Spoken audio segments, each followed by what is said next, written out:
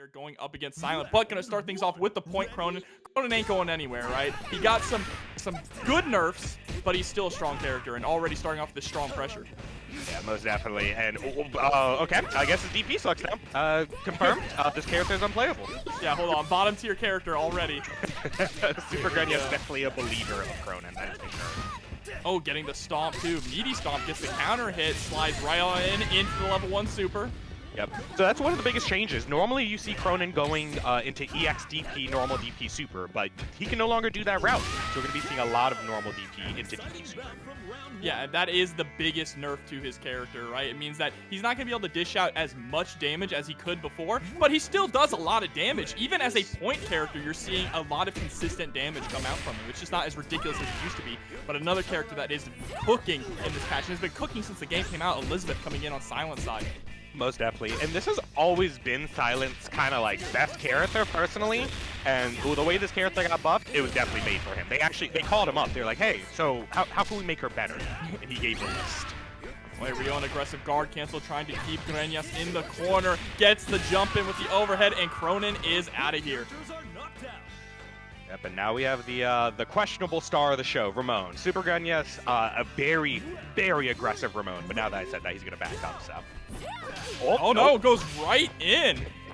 But it's going to be Ramon against Elisabeth, and Elisabeth does have really good tools like the Reflect and her standing D to keep her opponents out. Definitely something to bring up, too, is not just Ramon's buffs, but how much nobody really knows about this character. Like, nobody bleach. What a confirm! Oh, this is dead.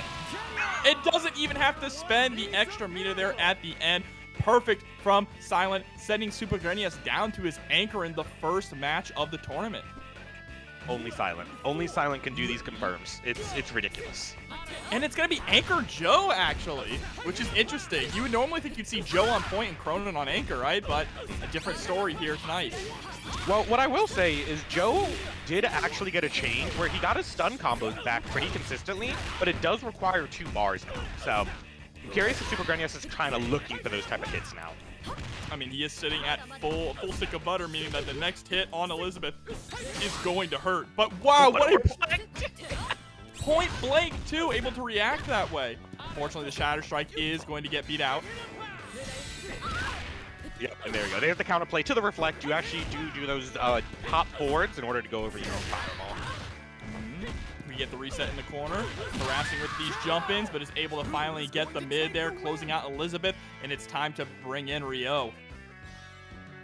And Rio, definitely one of the biggest winners of this patch. Definitely going from a potential, like, mid-bottom mid character to a very strong position. Supergrenas with that very aggressive round start. Yeah, we'll have to see how it plays out, but there are a lot of people who are riding high on his new changes. And wow, quick mode confirmed, going straight into the climax. I didn't even know you could do this. Wow. I didn't know the fire tornado stayed out. That was sick. Yeah, there's been some of these changes recently allowing you to like more characters can combo supers into more extended combos and other supers. Oh, Silent fighting for his life, but nothing there, sadly. And Supergrenas is going to make the comeback there. Yeah, taking game number 1. Good job with Joe, dishing out a ton of damage. Reminds me a little bit of a clip I saw on Twitter of, who was it? Hydern? Hydern has some absolutely disgusting confirms now, throwing out supers that hold you there, and then he activates raw max. It's just, it's disgusting. Yeah, it's actually funny because he had those last patch, but they were just kind of like, oh yeah, cool. Now they actually do damage because you build meter during raw max mode now, which is a crazy change to see come into this game. Oh, but air stomp coming out early from Grenas. Interesting. I've come to the conclusion that stomp literally does everything now.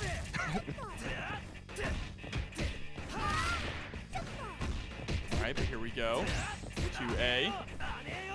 Trying to slide on in. Silent about to get his guard, broke him, but gets caught after running through. A nice grip of damage coming out. And I actually, we're going to see a full confirm here maybe? I actually feel like this Krohnen pick might be a counter pick to the Angel. Angel's definitely not known for her defensive options. And a character like Krohnen, who can just abuse a character not being able to anti-air consistently, it's a menace. Yeah, I definitely see that, right? Because Krohnen really likes to be the aggressor by jumping in, harassing you with the JCD over and over and over. But now it is Krohnen versus Elisabeth again. And we saw Elisabeth possibly the strongest part of Silent's team. Yep. I didn't even know it was involved. Now I know. Thanks, Silent. Every time I watch, she shows me something new. And the cross-up, though, this is huge for Grenas if he can get this 2-character lead. Oh, good rollout, but no punish on that, sadly. Oh, and actually what we are seeing here is one of Elisabeth's buffs. Her projectiles do a lot more guard gauge damage. And look at that guard break into full confirm. Yeah, and we're trying to squeeze out as much damage as we possibly can, but just needs one more hit towards the overhead, but immediately EXDP on Wake Up. I'm gonna be honest. If I was in Silent shoes, I felt that DP from a mile away. There we go. Time to bring out Rio. Ooh, no anywhere or no combo off that JCD counter hit. Ooh, this is not good for Silent, or maybe it's very good. I don't know. Again, just staggered pressure, was trying to get something started, but Silent immediately just throwing a fireball into his face. Yeah, and that's another one of Rio's extreme buffs. His H fireball pretty much goes full screen now, and he travels with it. So, you know, if he wants to confirm, he definitely can. Nice job maintaining the corner, but puts himself right back in. And I like damage. Silent does not need to be afraid of Ramon, let's be honest. Yeah, especially with a character like Rio, who can just be like, DP half your life, and you're like, oh, okay, I guess that's cool. Oh my god, the delay, frame trap. Nice confirm there. Machine gun punches, gonna be able to take us to the anchor war once again. And we didn't really get to see much of the Rio-Joe matchup before because Supergrenas did hit that 5-bar combo very early on. But DP goes for the jump in pressure, hits him. Dead?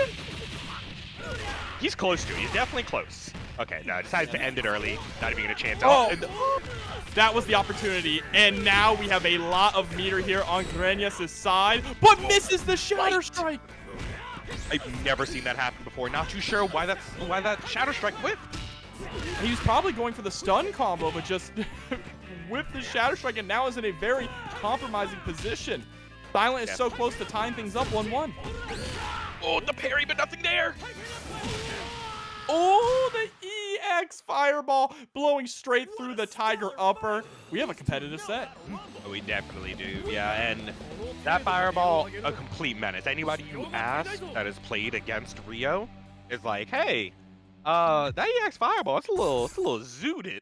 he is moving forward with it. He's plus a trillion if you block it. Look, I'm all for it. I am so happy to see that Rio is getting the buffs that he deserves. He's just such a cool character. He is. Well, you know, might argue with that. I'm going to be honest with you. But he is cooler than seeing Krohnen do DP. That is for sure. I miss Terry. I'm not going to lie. I miss Terry. You're not the only one. He's right there in my heart. Here we go. Let's see. Is Angel finally going to be able to get something started here, or are we just going to see more of the same? Yeah, we do see Supergrenas rocking the Joe on point this time. Yeah. Very interesting choice. But it might be a mistake, though, because Angel is going to be able to get straight through those projectiles to punish him. Yeah, Joe's neutral is definitely worse than Krohnen's when it comes to like the aggressive situations. So Angel is going to have a lot more opportunities to play the game. Yeah, and got him out people's elbow there as well. Look at the damage.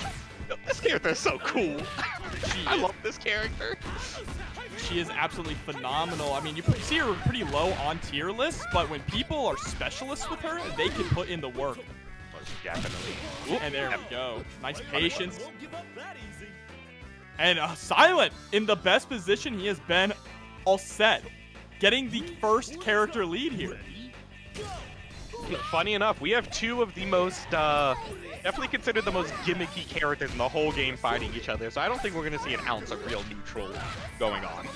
It's like a Slayer mirror match. Honestly. We'll confirm. Ooh, ironically, Weeb coming through with a $50 direct contribution to the match, Rino. Thank you so much for the support. Oh, but here we go. DDT.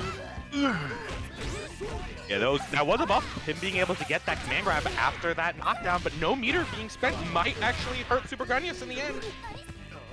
What? Oh no! Didn't confirm. Was a little too high there, so Grenius able to answer back with the throw. I'm so confused. Why was she over there? On help, please? I don't know, but I mean, hey, it did the work, right? On help actually did work in this match, which is something we didn't get to see in the other two. Definitely. Oh, not to mention, we actually see, I didn't notice this until just now, Silent is rocking the Rio mid now. Oh, interesting. Yeah, instead of Elisabeth mid. Right, here we go. Look at this guy. Just a reminder, even if you win a set in any KOF game, you are allowed to switch your order. And that's why, I don't know. Okay, Ramon? Ramon kind of nice. Yeah, I mean, if there was a player that was going to show us that Ramon was God tier now, it would be Supergrenas. Overhead.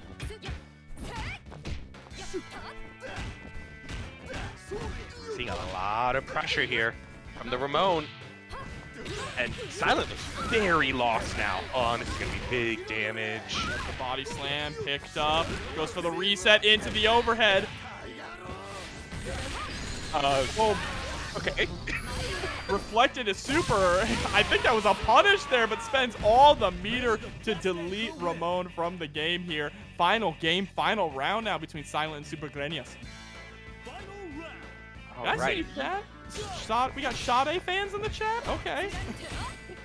Then we do have the Elisabeth versus the Krohnen. This is definitely a last pass matchup we've seen quite a bit. Oh, this is going to be a whip into a full punish. Knocked down. Was able to get the cross up though.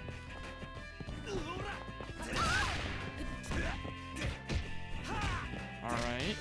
Pressure in, gets the 2B. Oh, this is never mind. I keep forgetting. In the corner, Krohnen has not changed. Krohnen is the exact same character in the corner. Able here with her team.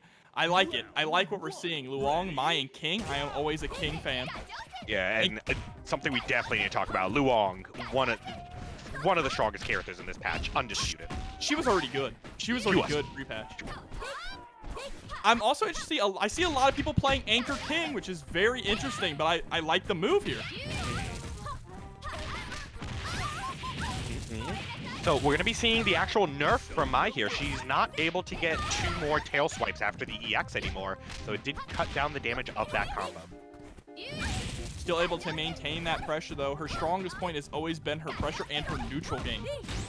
Most definitely. Oh, that's going to be a punish. Yeah, you can whiff things like that against Steve. He is always mashing throw. Yeah, see, we got a nice slow beat going on, too. Hold on. With the sunset in the background, it's just moves. Honestly, can they just stop fighting? Can they just hang out on the other side of the screen? I'm trying to jam. Here we go. We do get the mirror match now. Tori, she is coming out on top at the moment, but a nice slide in from Coach Steve, able to get some pressure started. Trying to cancel out the fan, but nothing there. Good patience here from Coach Steve, not overextending, but does get caught a little bit while trying to stagger the fall. And I am going to let you in on the big secret about me as a commentator. I am the worst at mirror matches because I forget colors all the time. Oh, it's going to be an adventure. Here we go. The backdash doesn't get punished, though. Tori now just trying to play a little bit of a zoning game, but she runs in, gets a little too aggressive, but it doesn't seem to matter. Oh, there it is. Finally, Coach Steve able to get a nice big confirm here. Should be able to close it out. Yep. Extremely strong combo from Mai. That has not changed about her. Her mid-screen damage is still pretty much the same. Biggest problem with the character currently is that quarter situation, but that doesn't matter to Steve.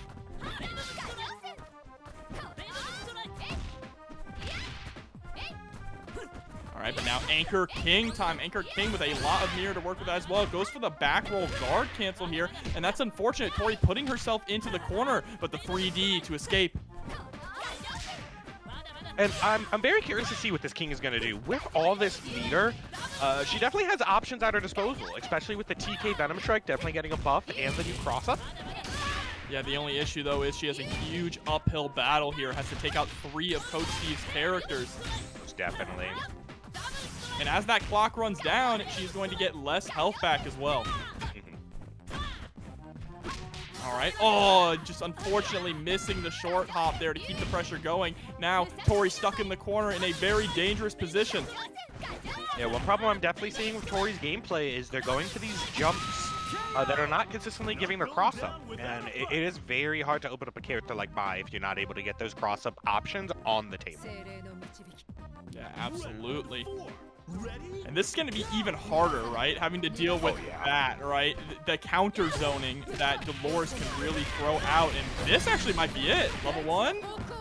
No OTG. Not be able to get it there, but you are in chip range. The magic pixel is all that's keeping you alive. I can hear Steve right now. He's like, oh my god, this character's unplayable. It didn't kill. Oh. Yeah. Dolores getting quite a bit of damage in the patch, which was her biggest problem. She lost a lot of damage in the first patch that happened for the game, getting pretty much all of it back now, though. Yeah, it definitely seems like part of the patch was walking back some of the missteps that they made. Like when they over-nerfed some characters, right? They didn't necessarily deserve it, but I don't think they went far enough. Like, come on, give Terry back. Give us Terry back. Give Ralph back his standing D. I think about it on a day-to-day basis that B.Jenet has crack shoot, but good. It's literally pre-patch crack shoot. Like, why did you take it away from Terry?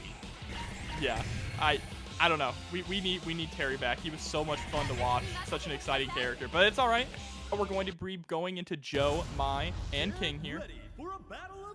Yeah, going in with the Joe, and I don't think I talked about it last match with Supergrenas, but Joe is definitely a character that didn't really get buffed, but the biggest thing is a lot of the counter zoners got nerfed. So there's no more Krohnens to hard counter you, there's no more, there's not as many B.Jenes to hard counter you and things like that. Yeah, absolutely. Tori starting off pretty aggressive there with Joe going in for the slide. I see that Tori, she is definitely a Muay Thai enjoyer.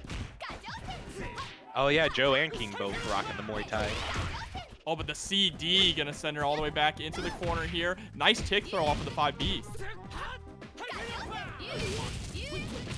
Yeah, and this is definitely going to be the problem that Tori is going to have to deal with.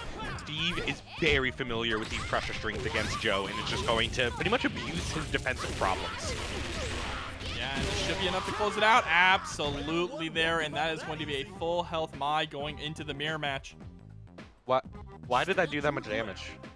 I don't know. I thought they nerfed it. Do it again. I was told she was nerfed. Yeah, right? Like, as a K getter. I still think the character is rough, but hey. Is Billy still trash? Billy who? Anyway, there's still a DLC with only 2 characters in it. But as long as you enjoy Yamazaki and Geese. No, don't even get me started on Yamazaki in this. Oh, we're gonna see him a lot. I know it. Nice anti-air, but the wake-up throw from Coach Steve, putting Tori into the corner. Look at this routing here. Gonna have to go for the actually isn't able to get the OTG, or not the OTG, the force tech. Oh, but is actually going to land the overhead there right at the end. Coach Steve working on a OCV with Mai. Just needs to take down King here and has a lot of health to do it. Yeah, I will say though, Tori's King was pretty strong. It was definitely putting in some wave. Just needs a few more confirms, and would definitely be able to get the comeback going. I like that Coach Steve is willing to just kind of hang back and let the time run down, right? Has the life lead.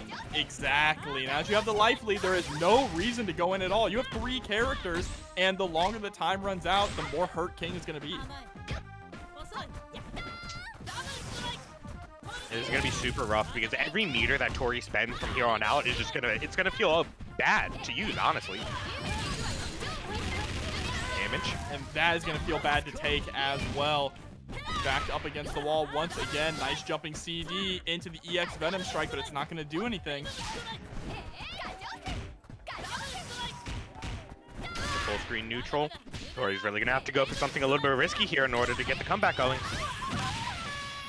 But there it is. Coach Steve is going to be able to take it 2-0 over Tori in this set. Moving forward on the winner's side of the bracket. And everybody in the chat isn't. So, yeah, Shermie got annihilated. That character is not good anymore, and no one can tell me otherwise. Shermie down players. Yes, that's what they're going to be saying on Twitter and on the YouTube video. Shermie down players. I'll accept it every time. Oh, but nice fade back JB. One of the biggest changes we have to talk about for B.Jenet is definitely her far C. Her far C getting, I believe, 3 more frames of startup definitely slows down her neutral quite a bit. Yeah, absolutely. But that's not stopping Yurikov here. Immediately gonna go into the fall, gets the 2B pickup. And MP jump in to throw the classic, but now it's time for Isla to come in. Isla got some interesting changes as well. I think probably one of her biggest changes is now that she can actually reliably cross up standing characters. Yeah, Isla is definitely a character that she gets buffed every single patch. And every single patch, I'm like, is it enough? And I'm definitely curious to see if this is the patch where it was enough. And we'll have to see. There are also not too many Isla players out there. And Antonio starting off pretty decently here, but Yurikov gets 1-2D and immediately rushes in. And we're actually seeing Antonio go for quite a few different neutral options, going with the double jumps, going with the fireballs, really mixing up the approach. Yeah, but Yurikov has already been able to close that gap in health here. Gets the cross up yet again. Caught Antonio slipping. And that is enough on the final hit. Yeah, B.Jenet, kind of the same character, I'm not gonna lie. One of her biggest changes was, as I said, the far C, and she can no longer jump back and do her EX dive kick. Both pretty big changes, but the rest of the character being intact, we're gonna be seeing a lot of JB hitting the way it always has. Yeah, I mean, one of the reasons why she's also really strong is just when it comes to the air game, she's almost second to none in this game, right? Most definitely. You could probably count the amount of characters that have really strong air options, like air movement options on one hand, and she's definitely at the top of the list. But look at this, Shermie putting in the work. There is the level 1 German suplex and gonna get rid of B.Jenet. What a confirm too. I actually forgot that she got all of that, I'm gonna be honest. Maybe the character's top tier, am I wrong? No, she's top tier in my heart. Oh, I feel that. And we're getting one of Yurikov's best characters, this Luong, one of the originators of Luong.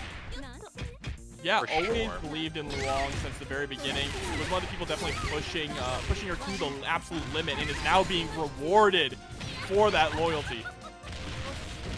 Big damage here, gonna get the meaty, or not, you know, I'm always wrong. Thanks, Yurikov. Wow! What a smart option. Oh, we're gonna spend the EX here. Yeah, I know this combo. Oh, and there is one of the changes to Shermie. She does get the Shermie, I believe it's called Shermie Kiss in this, after the flip kick. And unfortunately, I mean, that was a lot of damage, but Yurikov able to just wake up and close out that game as well. And here we go, up 1-0. Yep. Yeah, not too surprised. Not seeing any changes in order or anything like that. I definitely think Antonio definitely has the right order, and I mean they weren't playing too badly. He just wasn't really able to compete with the conversion damage from Yurikov's B.Jenet. I did really like what we saw at the end there, though, from Shermie. And if the rest of Antonio's team can carry a little bit more of that weight, I think we could see this go to a game 3. Most definitely. Good block. He's getting consistently hit by that cross up, but able to block it very first time here. And we actually haven't seen any of the real Luong buffs come into play yet. Some of her biggest buffs have been to her damage. Ooh, what a punish. Yeah, Yurikov is never going to let those dash cancels drop. Here we go. Goes for the empty low. What a tricky mix. You know what? I'm here to snitch. Now that I'm on commentary, I'm here to snitch. There is no overhead in that mix-up. The dive kick and the follow-ups are not overheads. They are mid. Guys, please block low. You're telling me to tech mid-game. No coaching. Oh, I definitely am coaching. Yurikov got to work the hardest. He knows I love him. Oh, but a double KO. Okay. Okay. It's because I gave out the tech. Antonio staying in this. Yurikov was able to take out Luong, but not without attacks to his own character. And now it is time for Luong versus Isla. This I can definitely see being a very rough matchup for Isla. Luong, definitely a controller of the air. Over there. Guard cancel, aggressive, pushing Isla into the corner, and there's the back throw. Gets the cross up, getting sent right back in. Good rollout. Yes, that is the consistent option against the cross-up option, but she can always go same side and OS the roll. Bit of a guessy-wessy. Oh, and then just waits to see what Isla is going to do on wake up and gets the throw. The Yurikov special. Stare at you in the eyes and say, hey, don't tech this, and then you don't tech it. Here we go. Time to bring in Shermie. Yeah, we see Yurikov here just building some meter. Definitely wants to get some big damage combos if they can. Oh, but nice. Rolls backwards and gets a clean punish there with the EX grab. Straight Goes into for the super. Chunk of damage. Yeah, and we really haven't talked about the Shermie nerfs. One of the biggest ones is definitely her hop C is much worse than it used to be. Cross-up hitbox is much smaller, so we're not going to be seeing it nearly as much. Yeah, really unfortunate too. I don't think that's something that really honestly deserved to be nerfed too much, but you know, SNK, they have their vision, and what a shatter strike. Yurikov has a vision of victory coming here. Just needs one more clean mix. Yeah, and you're seeing a little bit of fear in Antonio right here, and you definitely cannot have that fear playing against Yurikov. We're seeing a lot of whips from Yurikov, and if he gets the option to keep doing it, you know, he's not going to stop. Oh, but jumps right into the 2B. Yurikov is going to be able to take it 2-0 and move forward on the winner side of the bracket. Yep. Yurikov, no real surprise, him continuing on. Antonio definitely had his own level of play, though. That Shermie was consistently hitting those confirms, and the neutral wasn't too bad. Okay, interesting. I see. Mothman with the patented whip. Yeah, whip coming through with Benimaru, Yamazaki. I love that team composition, but I also like that GOBrain is coming through with Athena in the middle position as well, a character that we haven't seen too much often. As an Athena player, this character is unplayable, and she needs to be buffed. Dang, okay. And Huggy Bear coming through with a $10 direct contribution to the match, Rino. Thank you so much for the support. Really appreciate that. What we're definitely seeing here, Whip, another character that has been buffed every single patch. And I'm going to be honest, this patch I was kind of like, okay, but why? Very strong character in her own right. Yeah, definitely one of the better zoners in the cast here. But right now, back is up against the wall. GOBrain finally got in. You know what happens when you push a zoner to the corner? Yep. And Benimaru, I mean, we all know it. Benimaru got buffed once again in this patch. Easily one of the strongest characters in the game right now. Just so many options, so much damage, so many brain cells that you both saw them use right there. Yeah, they said, hold on, Benimaru and Iori aren't top tier, let's fix that. Yeah, honestly, it said, well, let's go back to 13, let's go back to 14. Hey, Kim is on the horizon. Oh, gosh. It's only a matter of time till we get Iori, Benimaru, Kim. It's going to be the team all over again. And right now we are seeing, yeah, this is Benimaru. You guys like special moves? Yeah, you like Benimaru then. Getting close to chip damage though on GOBrain's side, and Atticus coming through with the direct contribution to the match, Reno, as well. $10. Thank you so much for the support. We are sitting at $86 in the match, Reno. Ooh, and here you go. I have so much to say about this character. Why does nothing she does work?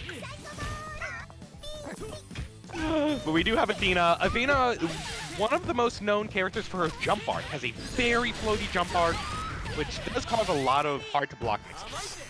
Yeah, definitely she is a very strong mix-up heavy character. But and gonna get that nice DP there, closing out Benimaru. Mothman is now down to Yamazaki. But now that fireball, you gotta be careful about throwing him out. Yeah, Yamazaki rocking a, I believe it's level 4 or 5 reflected fireball. But we're not gonna be seeing any of that right now. We are seeing big damage from GOBrain. Oh God. Maybe I'm bad with him. Oh, but Mothman just wakes up with 2A. Just wake up buttons, why not? There's the poison kicker back into the corner. Has tons of meter here. And if you look at that deck, you see that flaming hand, that means that the fireball is still locked and loaded. Oh, and still not up. The back roll immediately throws it out. But a DP into a super. This is dangerous. And the chip! The chip damage. Mothman definitely showing a bit of matchup unfamiliarity. When Athena does do the light Phoenix arrow, I believe is the name of it, you can actually throw it very consistently. But GOBrain was like, well, if you're not going to throw it, I'm going to DP after, because you're going to try and take your turn. So, very smart on their side. Yeah, very solid, but let's see if Mothman is going to be able to adapt and bring things back. Was looking pretty clean once Yamazaki came out, but Athena just a little too quick. Most definitely. And let's see if Mothman's whip can do a bit more work. Really struggled against this Benimaru pretty early on. Oh, it's gonna be a big confirm. I believe she does get a safe jump off this. Never mind. Alright, but there's the roll backwards. Immediately, GOBrain closing the distance with the EX grab. Pretty sure GOBrain is 2 for 2 on these command grabs as well. You never really expect it to come from Benimaru, right? Yeah, you're like, huh, why does this character have this? And you know what? We're all wondering the same thing. Oh, no. Yeah, I was surprised we didn't see more of those EX slicers, right? Just putting out a projectile to try and close the distance. But Mothman able to take out Benimaru once again. Yep. Regarding the EX slicers, though, Whip does have access to that reflector, which does put a very high-level fireball on the screen, and it's pretty hard for Benimaru to deal with. So, which side did that hit on? Someone let me know. I don't even know either. I blinked and missed it here. But nice, good maneuverability from GOBrain to avoid the pressure, but gets put into the corner, unfortunately, and clipped by the overhead. Ooh, going for big combos here. That OTG is so disrespectful. Oh, no, the answer! That was so good! Sit back down, into the corner with you. Honestly, Mothman was like, oh yeah, Whip! That's the character let me show you how she works. Yeah, hold on, I'm a zoner. I stop jumping. Yeah, Whip definitely known for her DP. Oh, yeah, DP, the one that you got beaten out. Yeah, it's not gonna be the cross up though. And Isla putting in the hurt here. Look at that. Tries to go for a cross up again, but a nice roll out of the way there from Mothman. Yep, no, not seeing any OSs coming from GOBrain. Definitely needs to be OSing those safe jump setups. Oh, but the trade in the air going to be in Isla's favor. Isla, another character with pretty strong air options, right? Kind of similar to B.Jenet, though she does it better, let's be honest. Yeah, oh, yeah, by a lot. Isla definitely, she's just struggling in, like, very minor areas right now, and it's some of the most important areas of the game. Her ground at normals are definitely just a little too rough to be consistent. Oh, yeah, there it is. That is actually pretty consistently OSable. When you see the double jump, you can do jump back and air throw if your character has one. There we go, tries to go for a cross up though. Guard cancel, Mothman is able to escape from the corner. And GOBrain is getting these tiny little hits, but not really able to convert anything, right? Getting like one nice little hit with the cross up. But here we go, this is a big conversion now, enough to close out Benimaru. Yeah, it did end up using the extra half a bar. I'm not too sure if they really needed to, but honestly, if I was in Brain's position, you know, I'm doing the combo I know. Back to Yamazaki and Isla.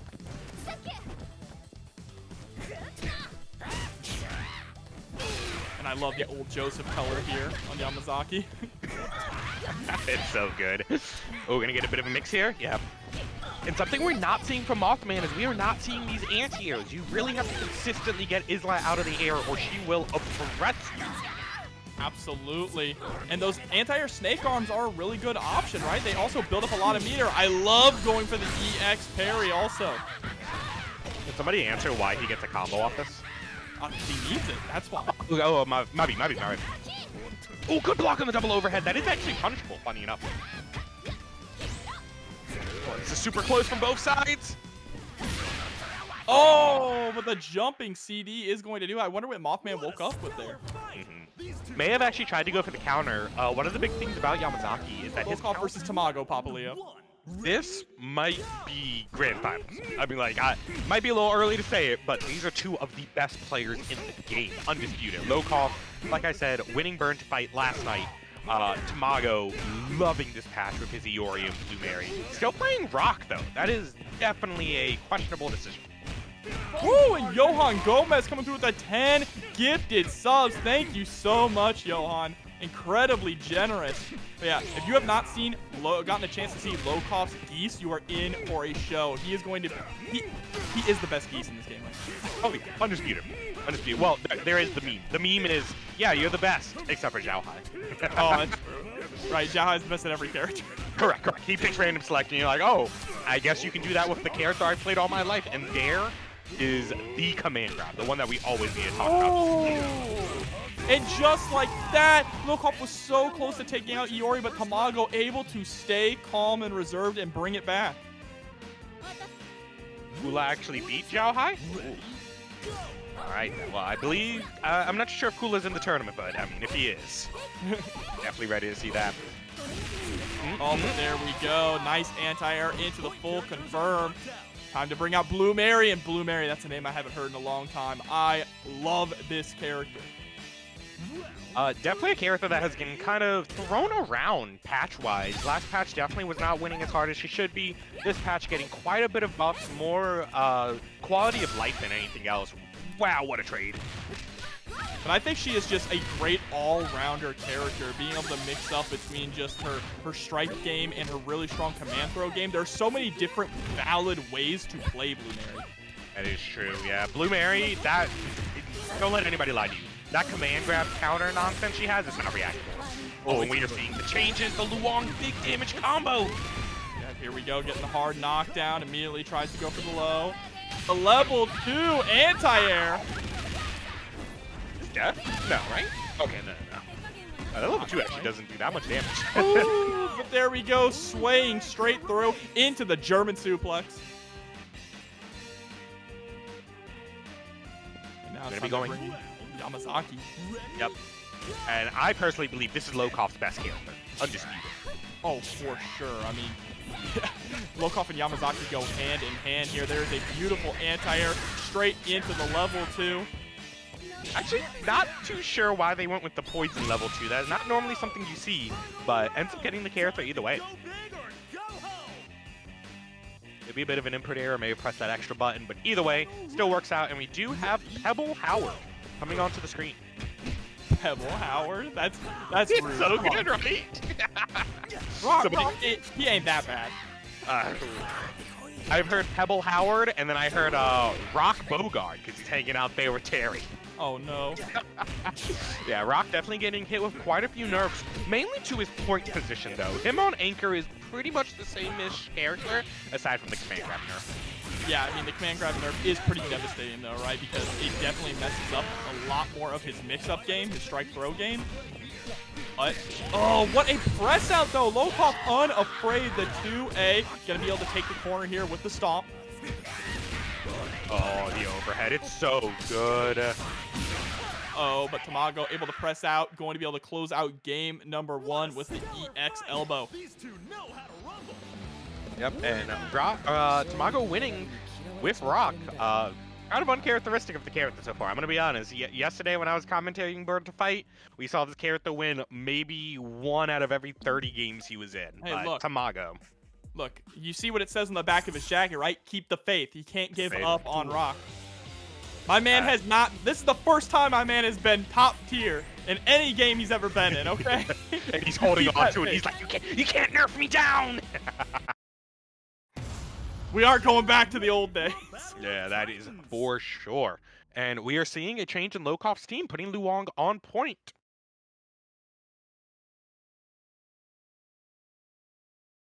All right, that's interesting. Luong on point to go up against Iori. I do kind of like it, though. I mean, Geese did perfectly fine, did phenomenally, just wasn't able to close it out in the end. Is this our first Iori on stream? Yeah, it is. Tamago with the first Iori on stream, absolutely. Yeah, first Iori, first Yamazaki, I believe as well. Could be wrong on that one. I totally remember every match ever. Take a big combo here.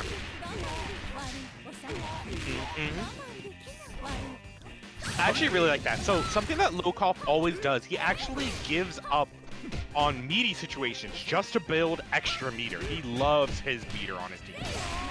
Yeah, I mean, that is a great thing to do with a point character, right? You build up the meter for the next incoming one, but a whiff Shatter Strike is going to allow Tamago to get the advantage here. Oh, interesting. Looked like he tried to go for a crossover, but messed it up a little bit, and the trade is going to be in his favor. Yeah, definitely the Luong point didn't really work out, but the real question is Geese middle? Is the extra meter that he's going to have on his side going to change that much? And we're going to be seeing a big combo here. This is definitely happening. I like what Tamago was going for in that situation. Trying, oh wow, not enough to kill, but the jump B is going to do it. Yeah, Tamago trying to EXDP through the fireball because Geese has so much recovery on that air fireball.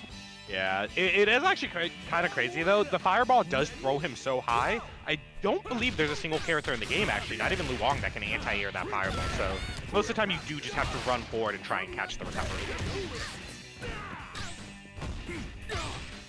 Here we go, 2D from Tamago. Now trying to get some pressure started, but Lokof answering back with a 2D of his own. Nice roll back into a standing D, trying to catch a preemptive anti-air. Ooh, stance ED trade. All right, now we're going to be seeing Blue Mary going into her nonsense. Oh, the instant rollout, though. Lokof was not trying to deal with any of that. Oh, it's so scary. Oh. But I love the aggressive guard cancel there. Isn't going to fall for the parry. Second time isn't going to work either. Lokof, you're being a little predictable. Oh my god, this is a command grab. Tamago's too good. I'm not going to lie. Yesterday, Lokof was hitting that counter super like every single game. I'm sure Tamago saw that and was like, I'm just not going to press on you. I'm done. I'm not dealing with this.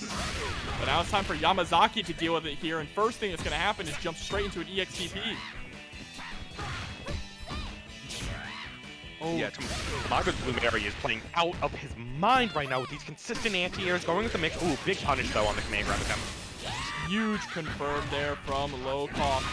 Like a max range confirm as well, able to land that super and close it out with the stomp. Now we are once again down to the anchor war. We are going to have a meter lead from Tamago, though. I'm curious to see what he can do with this 2 extra bars. One nice thing about Yamazaki, though, is he is very efficient at building meter. But might not even get the chance here. Already down to about 25% life. Lokof had no intentions of blocking. He had been pressing buttons literally since he got touched. Lokof definitely trying to go for a few messed up setups here, and we're going to go back into the corner with the poison on them. See what we get. Oh my god, why am I scared? I'm not even playing! Oh, another poison. EX? Oh. Oh, the frame kill! I like that a lot there, trying to bait Tamago into pressing something on Wake Up. Because obviously you didn't want to try and go for the, stomp and put Rock out of the corner. Correct. We're actually seeing Tamago here looks a little bit scared, going for a lot of jump-ins, a lot of random options, honestly, trying to get something. Still not enough. Guard cancel, though, and the 2A. Tamago takes it 2-0 over Lokof. Tamago definitely showing his expertise. This is what, 34? She's not as cool as Blue Mary, I'll tell you that. She's the coolest character in the game. I miss her. Oh, but a DP right off the bat from Shadow X. Able to get a counter as well. Nice slide straight into the leg breaker. Oh no, what a whiff DP, but immediately DPs again upon recovery. Shadow X just kind of dancing around at the moment here. A bit of a slugfest.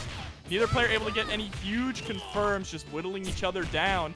But Kotir does have a good position here, throwing out a lot of these 3Ds as well, trying to get that anti-air.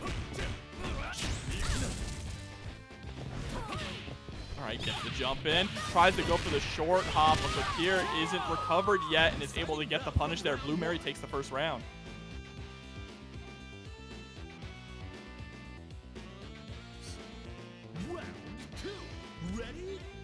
And now Blue Mary has to go up against Iori. Immediately goes for the light slide.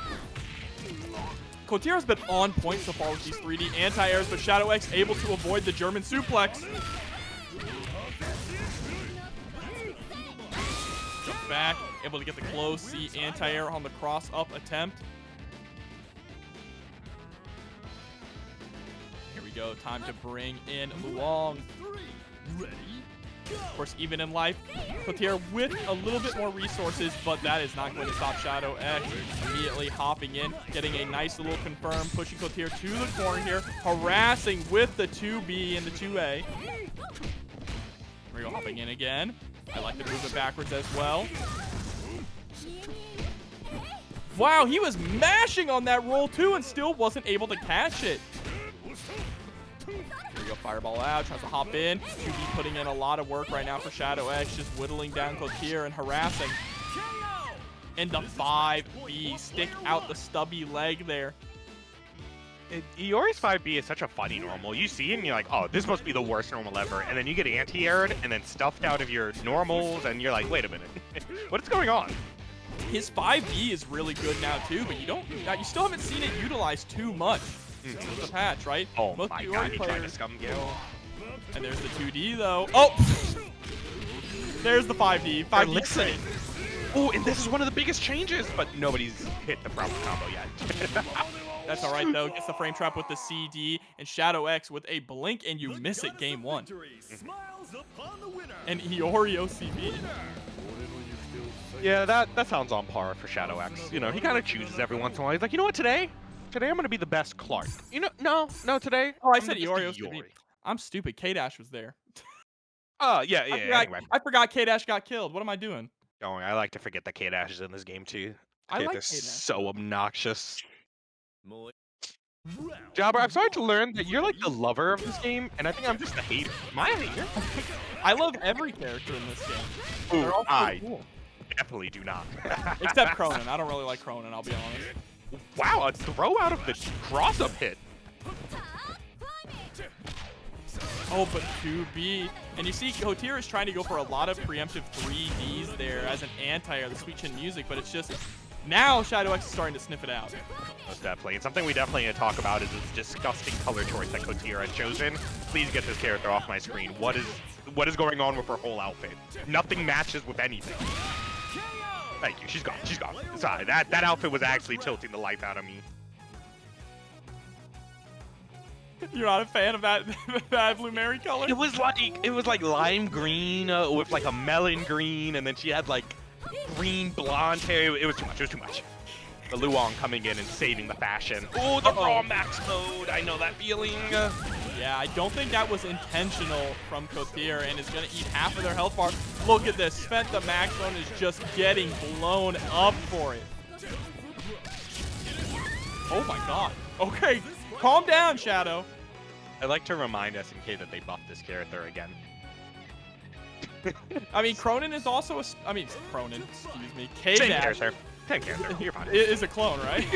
He is, actually, yeah. They're all clones of whatever series at whatever time. But K-Dash is a specialist character, and a lot of the specialist characters did get buffed in this patch. Most definitely. And Shadow X is running a... Oh, level 2 super. See if Kotir is able to run back from this. Gonna need at least some type of mix-up here, but wasn't able to get anything. And there it is, 2-0 Shadow X. Moving on to top 8 winner side, just like that. Talk about with Tavera's team, he's rocking Gato. Gato definitely one of the characters that is known for getting hit the hardest. So definitely interesting to see Tavera rocking them. I didn't know this went through fireballs. Tavera, you good? You're just showing us some tech that nobody knew about? Tavera being obviously very knowledgeable on On-Hell. I've definitely known him for his On-Hell as well. But ViolentKain is kind of taking his time. He doesn't really feel like there's a reason for him to go in now, and it is pretty accurate. Instantly DP. No surprise there. ViolentKain does not like being put in a corner. And even with all of that meter building that Tavera has done, sadly is still rocking about equal meter here. So we try to bait out another DP, but nothing there. Gonna see the full confirm. And I do want to thank Abacus for a $10 contribution. Greatly appreciate that, fam.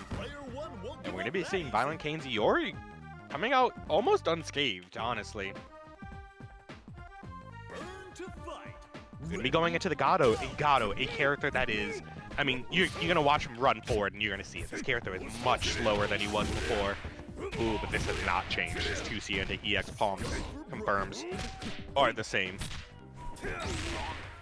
And that JCD has also not been changed. One of the biggest nerfs to talk about with him, though, is his light normals no longer go into EX palm. So his damage pretty much got cut in half, maybe even more. Get the sweep. Tavera has not been able to get a single clean hit, though. Definitely looking at a little bit struggle right now. trying to go for the air dash. Another air dash attempt to ViolentKain, not with an anti-air in any type of way.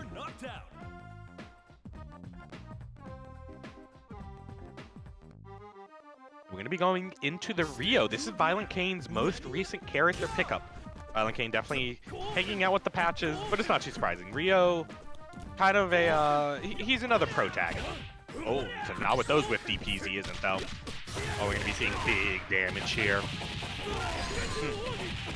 And the bar, I believe he does get a DP after this. Am I crazy? Oh, I am a liar. A little bit of mixy-wixy. DDs. They're definitely mixing up his stomp options. Oh, but just waking up with buttons though, but ViolentKain immediately answering back. You know, the big thing that's been tripping me up about ViolentKain now is that he runs Rio and Kyo, so my brain just can't really handle that. I'm not gonna lie, I look at them both, and my dyslexic self is like, oh yeah, that's the same. And I'm like, wait a minute. Alright, there you go, very good. Tavera always blocking that. Everybody, that is not a mix-up. If he doesn't move, it's cross-up. If he moves, it's not cross-up. Ooh, and there we go, answering with a DP VK. Very close to taking game number 1. Here we go, the character of the game, Andy. Andy, like I said, getting that 6D buff, and I believe he also got an elbow buff as well, but can't remember exactly what that is. None of it really matters to Rio, though, when he's doing all this damage. They try to sweep anti here, but nothing there. Buffs don't matter if you can just kill your opponent in 2 hits. Right? Alright, now Rio is out of here. And it's time to bring in Kyo. Anchor Kyo is what's coming in here for VK. And VK's team is also great in the sense that all these characters can be played in any position, so he can swap them around freely. I would like everybody to rewatch those past 5 seconds, and we need to talk about why Kyo is the worst character in this game. Yeah, not only am I a Mei down player, I'm definitely a Kyo down player. Not like this. Yeah, I'm sorry, Pim's character sucks. I think he's pretty good. I'm not gonna lie though, the changes he got this patch, a lot of people saying nerfs after playing him, it's the same character. That FRC change pretty much meant nothing, and ViolentKain is definitely gonna show us that. Yeah, but I mean, gets the EX record, but wake up DP into the climax. Rest in peace. It's one of the coolest climaxes in the whole game, dog. My man really just, it's your chest. It's gone. You lost your chest. I love Andy in this patch. There's so many just fun characters now in this patch. I don't even know who to play, to be honest with you. I have a pretty good idea. If you look at Iori, it's a pretty good start. It's always a good start. Nah, I ain't touching Iori, all right? Yeah, let's say we can be in the same boat that I never want to play that character. I'll just keep playing Antonov and crying every time I go to sleep. God, you were struggling. And we have Tavera coming back with his Angel. Was playing a very passive Angel, kind of trying to build meter with these, I guess, projectile invul moves that I never knew about that she had. Yeah, she's definitely a good anti-zoning character, but I mean, ViolentKain is not going to sit there and throw out fireballs against Angel. That is true. As he throws out a fireball. We go to the OTG. Something that did change in the patch is that all EX OTG now do 50 damage, no matter what. Oh, but here we go. Nice press out, though, from Tavera. Yeah, sadly, one of Angel's biggest problems, and will always be the biggest problem of the character, mid-screen, this character has the worst knockdown in the game. She literally throws you full screen, so she has to win neutral again. Look, she's like, all right, it was fun winning. Time to lose now. But one of the really solid ways that Tavera is playing this character is a very hit-and-run style of play, right?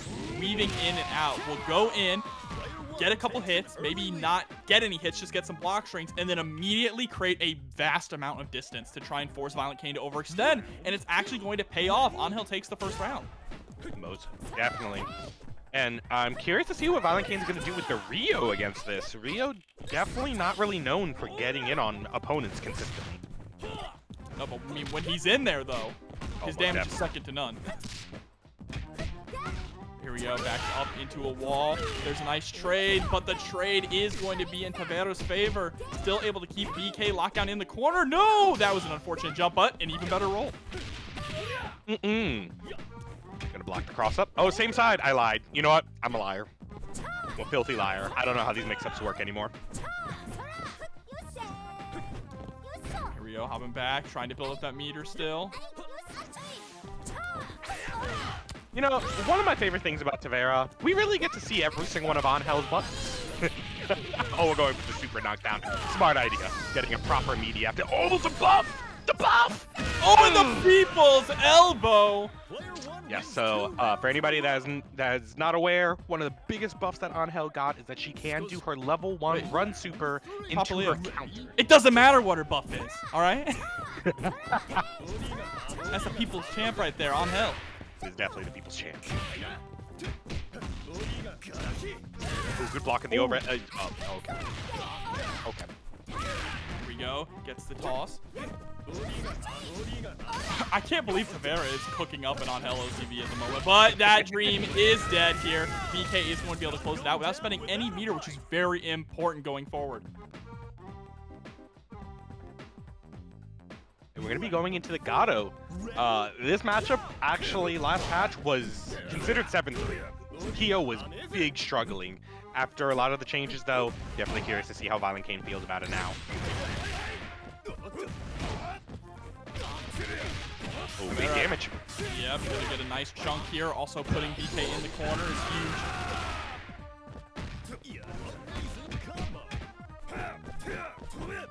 huge. Dumping CD, says, come on, overextend just a little bit. Oh, what? Lingering hitboxes, baby. Kyo's EX DP is the best and worst DP in the whole game. Undisputed. Oh, man. But BK needs to find an opening. Tavera definitely looking like he's not really like, he's like, I'm just not going to take a single risk. I can win off the A button. Yeah, there's no reason. Oh, nice trade. Oh, BK has a huge uphill battle. Wow! God damn the damage. He's the best. He's just the best. He's the best Kyo. Yeah, but look at the health bar coming in. Andy with 3 bars. Really good at that with that fireball, right? That fireball is going to do a ton of damage here. A ton of work into neutral. Nerd Josh coming through with the 15 months. Welcome back, Bodega. I agree. Well said. So Tavera actually spent the meter, but well, it doesn't matter. You know what? Who cares about what I was gonna say? I mean, level 3s and all that nonsense. Tavera taking it 2-0 over ViolentKain. No Bodega tonight. You're dark, so maybe whips JC, kind of counteract that. Let's see what Rino has planned. Right now, Rino just trying to play this spacing game. Healing out Tamago in neutral. CD will hit. Good job blocking the run under. And we're seeing a very passive play from Rino. I don't know if we've seen him walk forward a single time yet. Yeah, it's kind of just stuck in block stun. And then when he gets out, he gets one little hit and it's back into it. Yeah, Tamago is doing very good at making sure every hit that Rino has gotten currently has been an awkward hit. Something that you can't confirm naturally. Here we Here's go. the start. Anti-air. Oh, trying to bait out something from Tamago, but Tamago's choice to go into the Rekos is very smart. Caught Rino on the way down.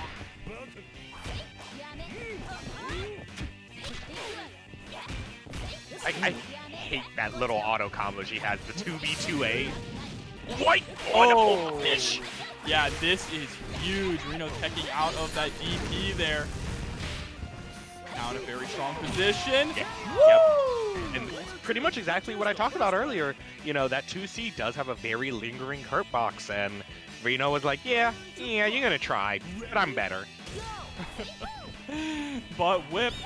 Hurting though, that's the main thing. She is hurting, and Blue Mary is very good at closing the distance.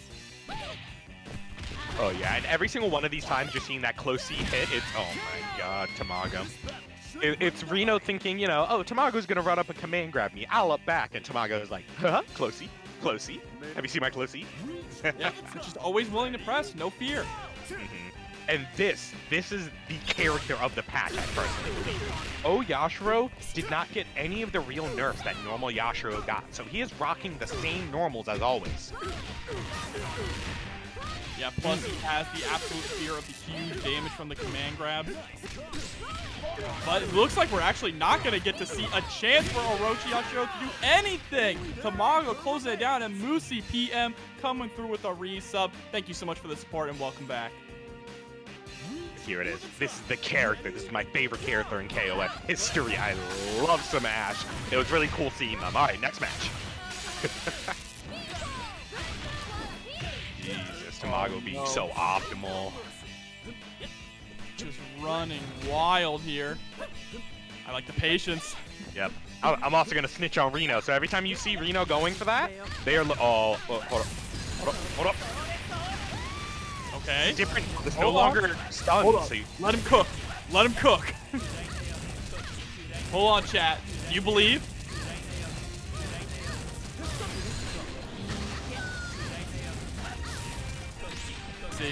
See? Extending as much as we possibly can here. Gets the DP at the end. Look at the damage. Very close to stun. Well, let's see what the situation is. Rino definitely has a life lead, but as we've seen already, that slicer is a very hard thing for Ash to deal with. Good trade. Yeah, so that's actually the nerf to Ash. Ash's, I believe the H Fireball does less stun now, so he no longer has the stun combo off first hit. Oh, but he's actually going to be able to jump in. Wake up DP from Tamago. Throwing caution to the wind a little bit here. But now the big thing is that Rino is going to have to build up at least 2 bars here, right, to really get something going. Oh, I love the jump back. So good. Such a good normal, that JCD. Oh, and he gets the kiss as well. What? Oh, no! Oh, my God. Unreal. What a pickup from Tamago, taking game number 1 just like that. Yo, Pebble Howard? Who? Who's Pebble Howard in the chat? Huh? I hate Tamago. He hits every single, he's literally known for this now. He hits 5C anti-air, and he's just like, oh yeah, this confirm. And you're like, what? Why would you know this specific interaction in this specific area of the stage? He's just like, oh, well, you know, it happens all the time. Let me get a full confirm. That's because he is Tamago. He is a KOF champion. He definitely is. This is out here winning Combo Breaker and CEO last year. Ooh, there's that fireball. Extremely slow. Goes for quite a while, too. Alright, okay, gets the sweep. Tries to go for the run and throw. Tamago is ready for it. Ooh, gets the OS, but nothing there on the confirm, sadly. That was a very far close C to get a hit on them.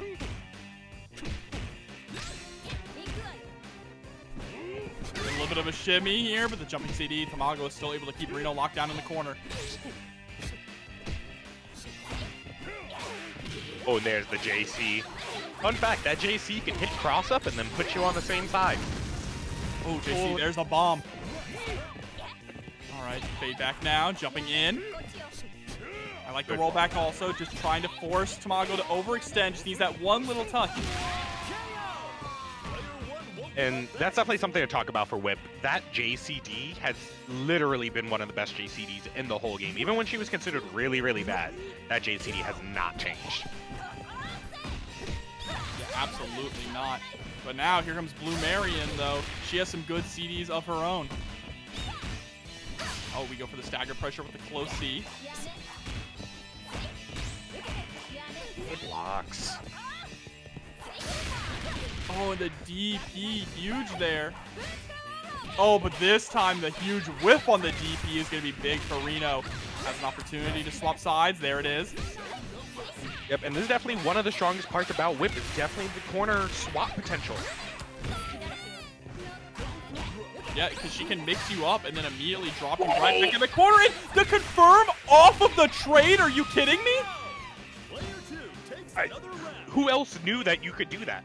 That's like, I've never seen that before. Rino being one of the strongest players on the planet right now. Oh, here we go. Wake up EXDP from Tamago. not content to take this lying down. Gets rid of Whip, but still has to go through Orochi, Yashiro, and Ash.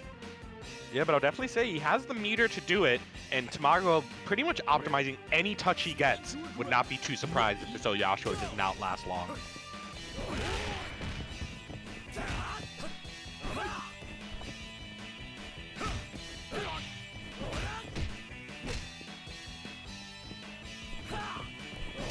Very patient neutral from both ends, honestly. Nobody really going for any type of super crazy jump-ins.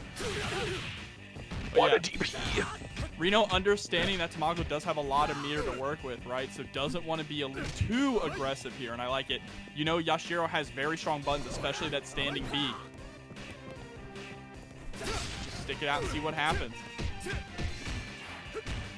Good patience from Tamago, not biting on any of these frame trap attempts, and I think we're seeing a death on O.Yashiro here. Oh, no, funding the 2 bombs. Completely understandable.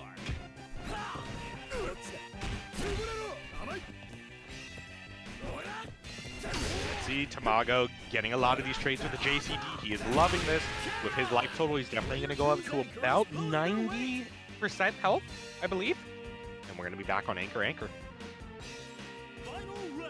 But now look at this. Rino is sitting on nearly max meter here with Ash, meaning that Tamago cannot afford to get hit.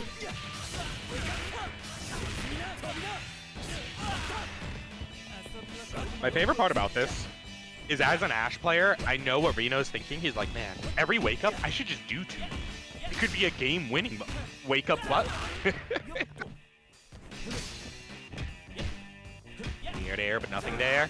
Yeah, and you see Tamago is being so patient on defense. He's like, you were touching me with nothing.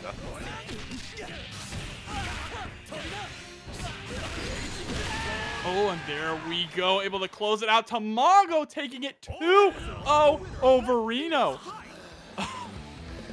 That looked like it was almost guaranteed for Rino in the end there, having all of that meter, but Tamago jumping straight into Meitenkun on point here for Yurikov. So, it's actually funny. Yesterday we actually saw Yurikov playing the Meitenkun against every on-hell point. I don't know if this is like a specific matchup he likes or anything like that, but it's very consistent choice.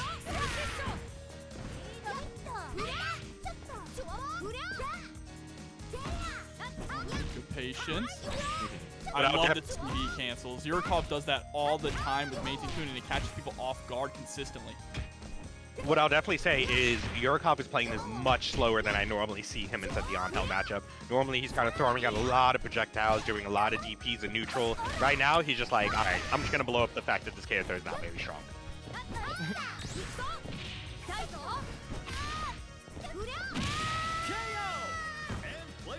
Alright, but there we go. First round is going to be taken by Meitenkun. Yep. Going to get a decent amount of health back as well. And here is the Gato. This was actually pretty rough for Meitenkun pre-patch, but I'm sure Yurikov is loving this matchup now. We try to go for the FP throw, but nothing there. And the whip punish there with the CD. Very nice. Gonna get a lot of damage here in the corner. Rino jumps in, almost gets a punish. This is Tavera's chance to capitalize, though. Now we're back to neutral. I actually believe that got buffed in the patch. I believe that projectile from Gato got buffed. It was one of those things that you're like, why? No one was using this, but it's here now, and it's here to stay. Okay, we're going to get the OTG. Tries to go for the throw, but I can't believe Tavera was ready for that. Not ready, though, to eat that DP. Meitenkun is a very fundamentally cool and interesting character to fight against, and everything he does, he earns.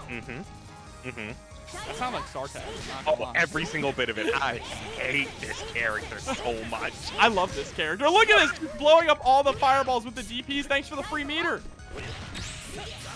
Oh, but oh my God, Andy! Look at the damage there. How much? Barely spent anything. Yurikov, please. He's trying to play a zoner. I would definitely say one of my favorite parts about Andy is every single one of his hits that do high damage, they look like they do high damage. That elbow hurts. It's the hardest part of the body, right? Is that a fact? I don't know. I mean, They're good. Good for fighting. Yeah, well, it's a fact now. Put it in a medical book. I think your skull's hard as part of your body. Oh, it actually makes sense, to be honest. Uh-oh, but this is going to be a lot of damage here as well. Gets the EX elbow straight into the climax.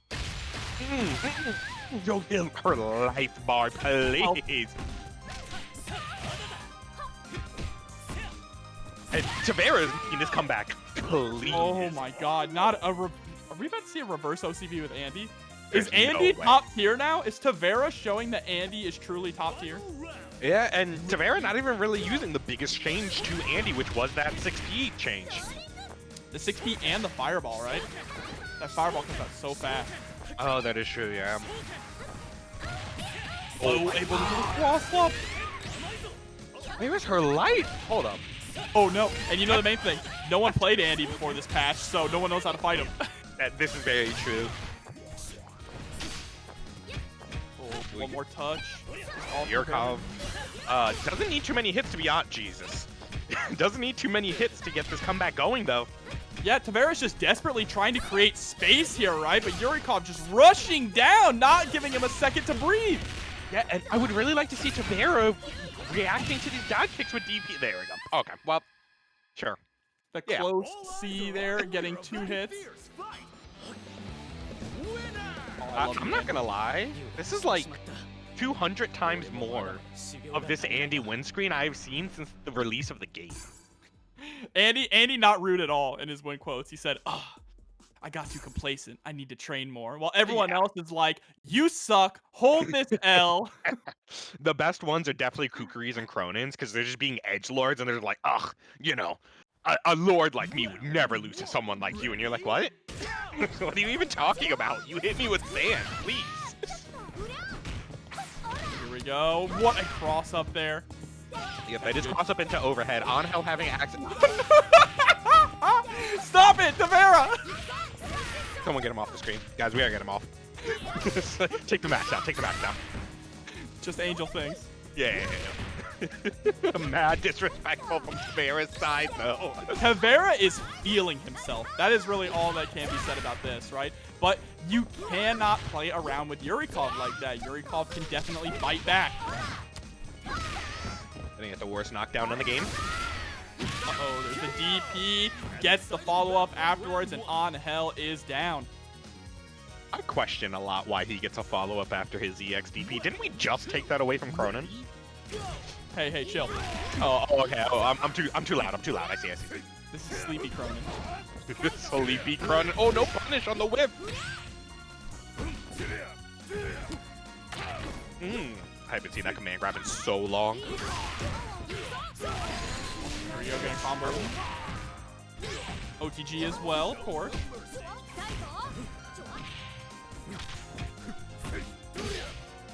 Yeah, and this is kind of shaping up to be the exact same as the first match. Oh, no punish on that. The information regarding that, I think it's 4A or something like that. It is actually safe on whiff, but it is extremely punishable. I believe around like 20 frames of recovery if you block it. All right, here we go. Tavera creating a little bit of space here at round start, able to score a CD, but doesn't get the follow-up afterwards, unfortunately. That could have been really high damage if we got the follow-up, but now back up against the wall. Shatter Strike. Whoa, Shatter Strike into like nothing. Yeah, not too sure about the decision there. I will say Gato Shadow Strike confirms are very hard to do, but Yurikov showing Luong's are not. Still taking a huge grip of Gato's health bar, but a clean jumping. You know, there's a chance she's dead. Yeah, I think you're spending a level 2 here. Yeah. Completely understand. Snap the neck. Oh, it's still alive though, actually. Yeah. Just barely alive. But there it is, the hop back. And Gato has been, Tavera has been doing a lot of work, not just with Gato, but with his entire cast so far, his entire team with the hop back buttons, right? Just stuffing the approach from Yurikov, whether that be an approach through the air or running forward. Yeah, and you definitely can't say anything about like matchup unfamiliarity because Gato is a very played character from last patch. So this is just Tavera playing at an extremely high level right now.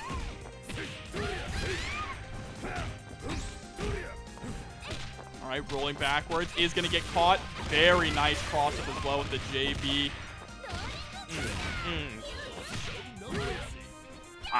Tavera has not respected that setup a single time. Always going for the close C attempt. What a DP! Oh, and hopping over the fireball at the last possible second there. Oh, EX overhead. You can call it what it is. Crack shoot. Crack shoot, yeah, EX It's crack shoot. It's crack shoot. Until she like becomes her own character, it's crack shoot. But we have Andy once again, and you look at that meter, right? We're looking at the same meter. I am looking at it. You know, you want to talk about crack shoot? Andy is cracked, and he is ready to shoot right now. I can feel Tavera's like, I just gotta hit the DP. I just gotta hit the DP. One DP, one touch, anything. Yeah, this is super hard for Yurikov in this situation with the meter deficit. And look at that guard gauge too. Gauge, whoa, raw max. Did my man just try to go? Was that a level 3 attempt? An anti-air level 3 attempt? Is that what that was? It actually may have been, honestly. But we're seeing the change here with why? We're seeing the change here with being able to build meter in raw max mode now. Oh, and here's a throw. Yurikov now has one EX available. There's the guard cancel back into neutral. And look at all the meter that Tavera has lost with very little damage done. Still alive though, right? Yeah, it doesn't have the meter for the EX. And the throw is going to do it. Yurikov ties this up 1-1. I do think that raw max was probably most definitely trying to go for a anti-air level 3. It would make sense, yeah. Raw max mode is something that you see from a lot of players. In this game, there is a mechanic called hold buffering. So if you do an input of any type of special move, you will get it on frame 1 that you're able to do it, and that happens a lot of time with max mode. So you may have tried to hit all 3 buttons or something a little bit too fast, and sadly got that. Yeah, that's the only way I see, you know, unfortunately going straight into raw max like that. But we are jumping straight into it. Now we're bringing in Robert. How did he, like... His team didn't get better. It's the same level of that. he was like, Angel? Nah, Robert. Robert, a character that, for whatever unknown reason, got buffed. Or not buffed, got nerfed again in this patch. I love Robert, okay? He's so cool, right? Robert, one of my favorite sprites in fighting games is Robert's Art of Fighting 3 sprite. It's so sick. In agreement, I will definitely say his 13 animations with his sprite were ridiculous. My man was fixing that code. He said, "Oh, let me fix this on you real quick." I was like, "Yo, stop." Oh, but there's a nice DP. Misses the cross-up, really unfortunate. I would definitely say in this version of the game, Robert has to play a very Shoto-like game style. He is only Fireball and DP now. Any other type of damage or nonsense he had before is sadly gone. Oh, but he is going to get the guard break there. Is not able to get a pickup afterwards, though. Just the CD. I love watching that move whip because he's kicking air. He's like, cross up. I blocked it. Oh, another cross-up coming out, but waking up with the standing C. Oh, yeah. So, what is going on? Pressure going. Look at this. The guard gauge about to come through. Yurikov trying to find a way to escape from the corner. Yeah, Yurikov not showing the proper defensive option against that block string, but does get the throw, and it's going to end up killing. That had to have been like 100 damage perfectly, like on the dot.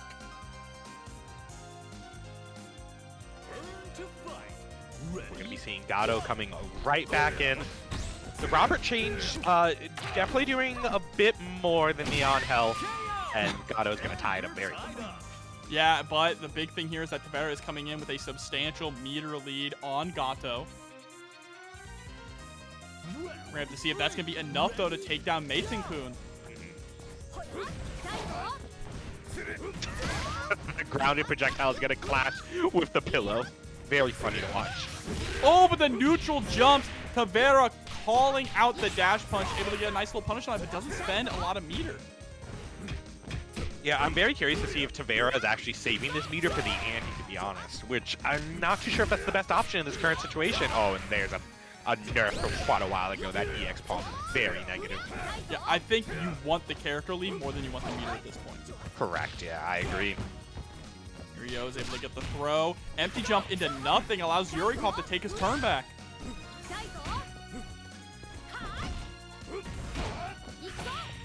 Oh, but gets clipped by the raw dash punch. Every time I see Yurikov do full screen dash punch, the only thing I want to say in my head is, hey, nice neutral, Yurikov. He really worked to get in there, didn't you, fam? Hey, I mean, he has Andy, now he can just 6P it. Excuse me, 6A it. Yeah, he's gonna do 6P and then he's gonna YRC right after into Uh-oh, but there's the EXDP, gets the pickup afterwards. Told you it's Sleepy Krohnen. That sounds like a T. Oh my god. Gonna get the OTG after this too into the free meaty. Yep. Uh-oh. Yeah. You ever just jump and die? Yeah, all of last patch actually. Is Andy just Krohnen? For 10 times the meter? We're all Krohnen here. We're all Krohnen down here. We're all Krohnen now. Alright, let's see if Tavera can make up this life lead, or this life difference. It's about 400 health that he has to make up at this point. Whoop! The command dash in for the throw. You love to see it. That is the elbow, but of course he can't stop the elbow early to mix up his opponent. And I am very curious about Tavera's decisions. He's always backdashing when he sees the dive kick and normally goes for another backdash or jump back for some reason. Yeah, but instead is being much more aggressive here. Trying to gain ground, even being aggressive with the fireball. Like, right there, Oh, okay, whatever. Oh, there it is. And Tavera is going to take it 2-1 over Yurikov with the DP into the elbow. He did it twice.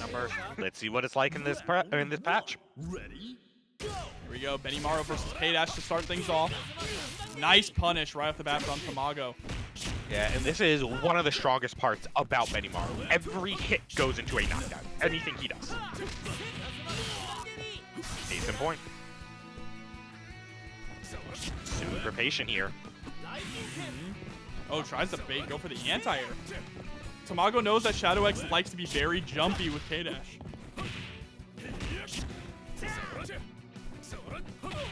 Yeah, these players are definitely playing like they have played each other many times before, and it shows. They're being very patient, waiting for some habits they've seen before. There's a nice throw tech, though. Beautiful 2D, allowing Tamago to turn the tables and get some pressure going. But backs off, realizes that, you know, it's not working. Let's not overextend. Let's create a little bit more space. I'm winning out in the neutral game, right? Who's gonna get a full? Oh, was able to confirm from there. Shadow X gets the overhead immediately into the super. Blast is on. Is it enough? Oh, no! Was it? The X Slicer. Into the 2B. Jump in 2B. 9 seconds left on the clock. And there it is. Just gives him the big boot. EX Minute Maid. What a move. What a move. And I really want to talk about Tamago's Benimaru, but sadly it is not on the screen anymore. And neither is Shadow X's K-Dash, because we are going to Blue Mary Clark. We are going to Grappler versus Grappler. Now or never. Ready? Oh man, I don't know who I like more, Clark or Blue Mary. I gotta go with Clark. I gotta be honest. Clark's sick. Here we go. Yep, using that JA, harassing a little bit with the 2A also. Ooh. There it is, the Death Lake driver for the YouTube comments. That's Death Lake driver.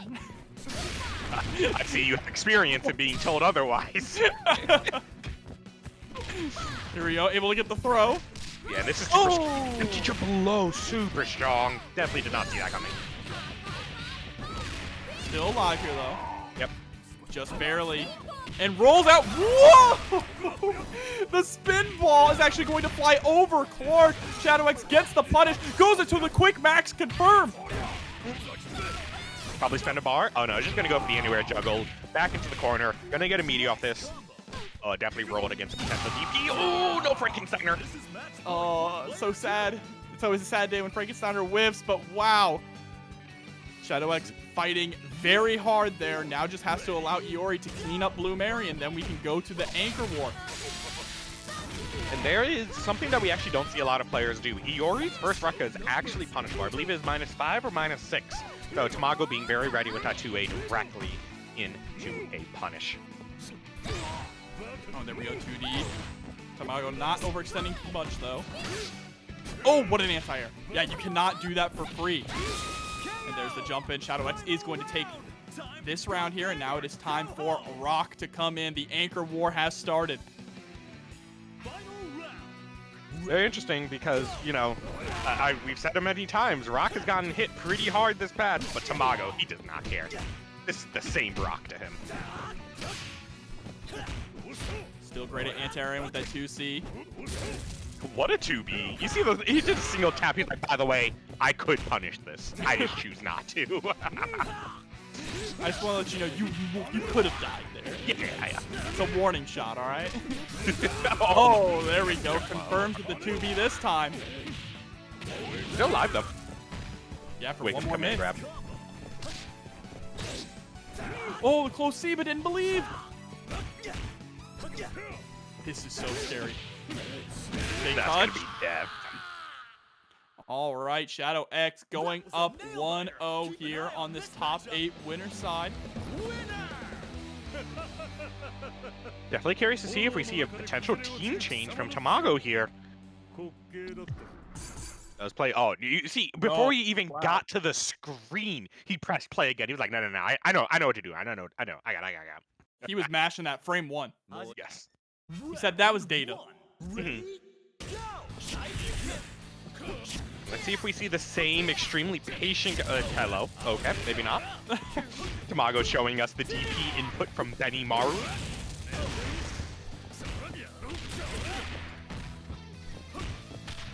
All right, is able to get the low here as well, and now Shadow X is just running wild. Said, I understood the change. The change was don't play footsies with Benimaru, just go in. Correct. Yes. Unironically, that is one of the best options you could possibly do. And there we go, Shadow X with a substantial life lead now. Let's see if this Blue Mary is going to be able to take out the K-Dash as fast as she did last time. Definitely more health to deal with. Confirm. She's so optimal. Here we go, Shadow X trying to fight his way out. 2D is going to put him right back in. Unfortunate spacing there with the JB. Tried to go for a cross-up, but now is stuck in the corner against K-Dash. Something interesting we saw there, Shadow X going for the down follow-up to the Fireball is -2, knowing Tamago, a strong player in his own right, decided to respect his negative frames. Oh, but the quick max, keeping the pressure going. Thanks, Shadow X. I'm happy I could see all those moves now.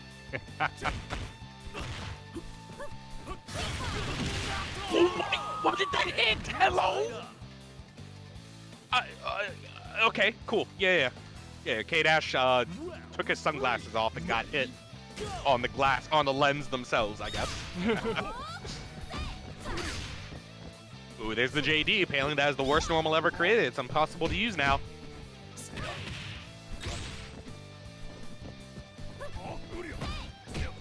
And we're seeing a lot more aggression from Shadow X.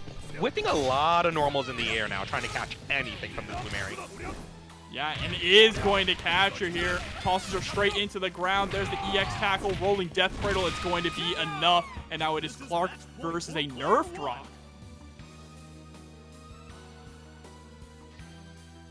I feel bad calling him nerfed when Tamago's on the screen. Every time I call him nerfed, Tamago's like, yeah, but he can still do this. And I'm like, oh okay. Yes, sir.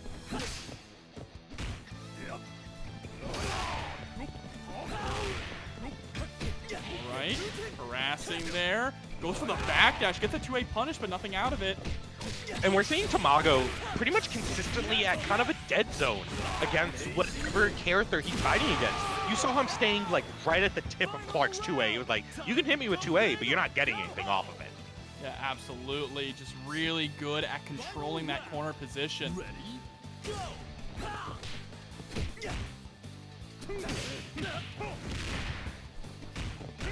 we go. It's time for Shadow X to bring out Iori. Aggressive guard cancel wants to keep Tamago locked in the corner. Jump and punish. This is optimal. With the Oh, wasn't able to get the rest of it. He does get a funny little combo there, is what I like to call it. Ooh, gets the taco, but isn't able to pick up anything out of it. That would have been death, actually, with the EX afterwards. Oh my god, every hit he gets, he confirms it! Oh, but we're seeing the nerf there. Seeing the quick rise out of the elbow. Oh, neutral jump, still too far away to actually get a proper connection. EX grab, and there it is. Shadow X closes it out 2-0. How fitting that Iori kills Rock with the command grab that got nerfed from Rock, but not from you. Ready? Go! We're gonna start. Oh, okay. Yeah, you okay, Widow? Widow got those whip punishes? Maybe he's just the best. We're definitely going to be seeing one of Yuri's biggest struggles, and that is this, like, mid-range, right outside of her far C area. She has no real options to contest. Oh, there was one of the buffs. She can now do that buff on Whip, and Whip cancel it into Fireball. Literally didn't do anything for the character. But it was cool. Here we go, rolling backwards, create some space. Look at that. That's the exact reason, right? Create some space, wait to see what your opponent is going to do. And we saw Lokof was literally holding it. They were like, yeah, I'll wait. No, you're going to jump. All right, here we go, Wero with the Athena beam. Yeah, I mean, yeah, I guess that is an option. Wonder if that was an attempt at a cross-cut DP and ended up getting the super that worked out, but either way, good job to Wero. Hey, if it works, it works. And here we go, pressing out of the teleport mix with the 2B. Getting a nice grip of damage out of it as well. Yeah, Lokof definitely not allowing any of these gimmick teleport options to go without answer. And Lokof showing a lot of matchup familiarity, even seeing from that sweep under the fireball mid-blocker. Oh, and speaking of sweeps, there is a sweep to close out the round. And Wero does not look very good right now. Does have the 4 bars, though, or very close to 4 bars. Yeah, but I mean, Lokof's Luong is just absolutely going to town here. Alright, tries to go for the overhead there, just keeping the pressure rolling. Wero trying to fight his way out of the corner, but is stuck right back in. Go for the XDP, so I'm done. I'm being tired of being in this corner, and Lokof doesn't care. Get back in the corner. Let's end this round. Yep, there it is, game number 1. It wasn't 6 2Bs, but Luong does get access to, I believe it's close B, 2B, 2B, 2B. I believe she can do 1 close B and then 3 2Bs. Something like that. Character's wild. We love hit confirms, right? Yeah. It's really high level hit confirms you have to do there, and it really affects the damage, I promise. Look at that. They say, okay, that's fun.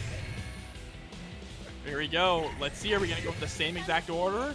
This time, though, Geese is going to be in the middle position instead of on anchor. And TSB FGC coming through with the raid. Thank you so much. Were y'all streaming Rev 2? That Rev 2 Coliseum? If I wasn't doing commentary, I definitely would have been in there playing some games. The game's too good. Rev 2.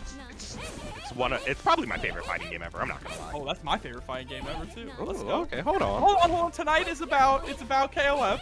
Let's not get too hyped up. Oh no, there's 2 Luongs on the screen. I don't know what you want me to do, fam. Ooh, gonna go for the sweep. Okay, push back into the corner. Jumps right back in and catches the rollout attempt. Very clean punish. And look at this, nearly coast to coast.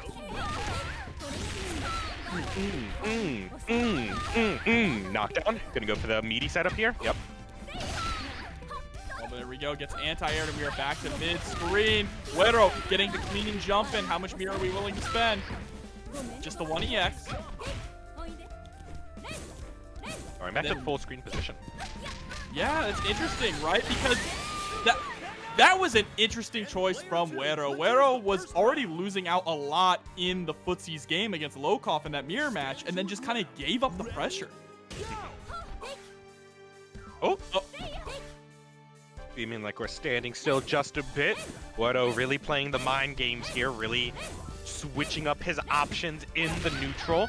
Ready for that Samurai Showdown rollback? Yep. All right, yeah. If I'm Lokof, I ain't give me a good guy. I'm taking this. Oh, yeah, I'm taking it. Oh, yeah. Or this might be a desync. That's true. Someone in chat just mentioned possible desync.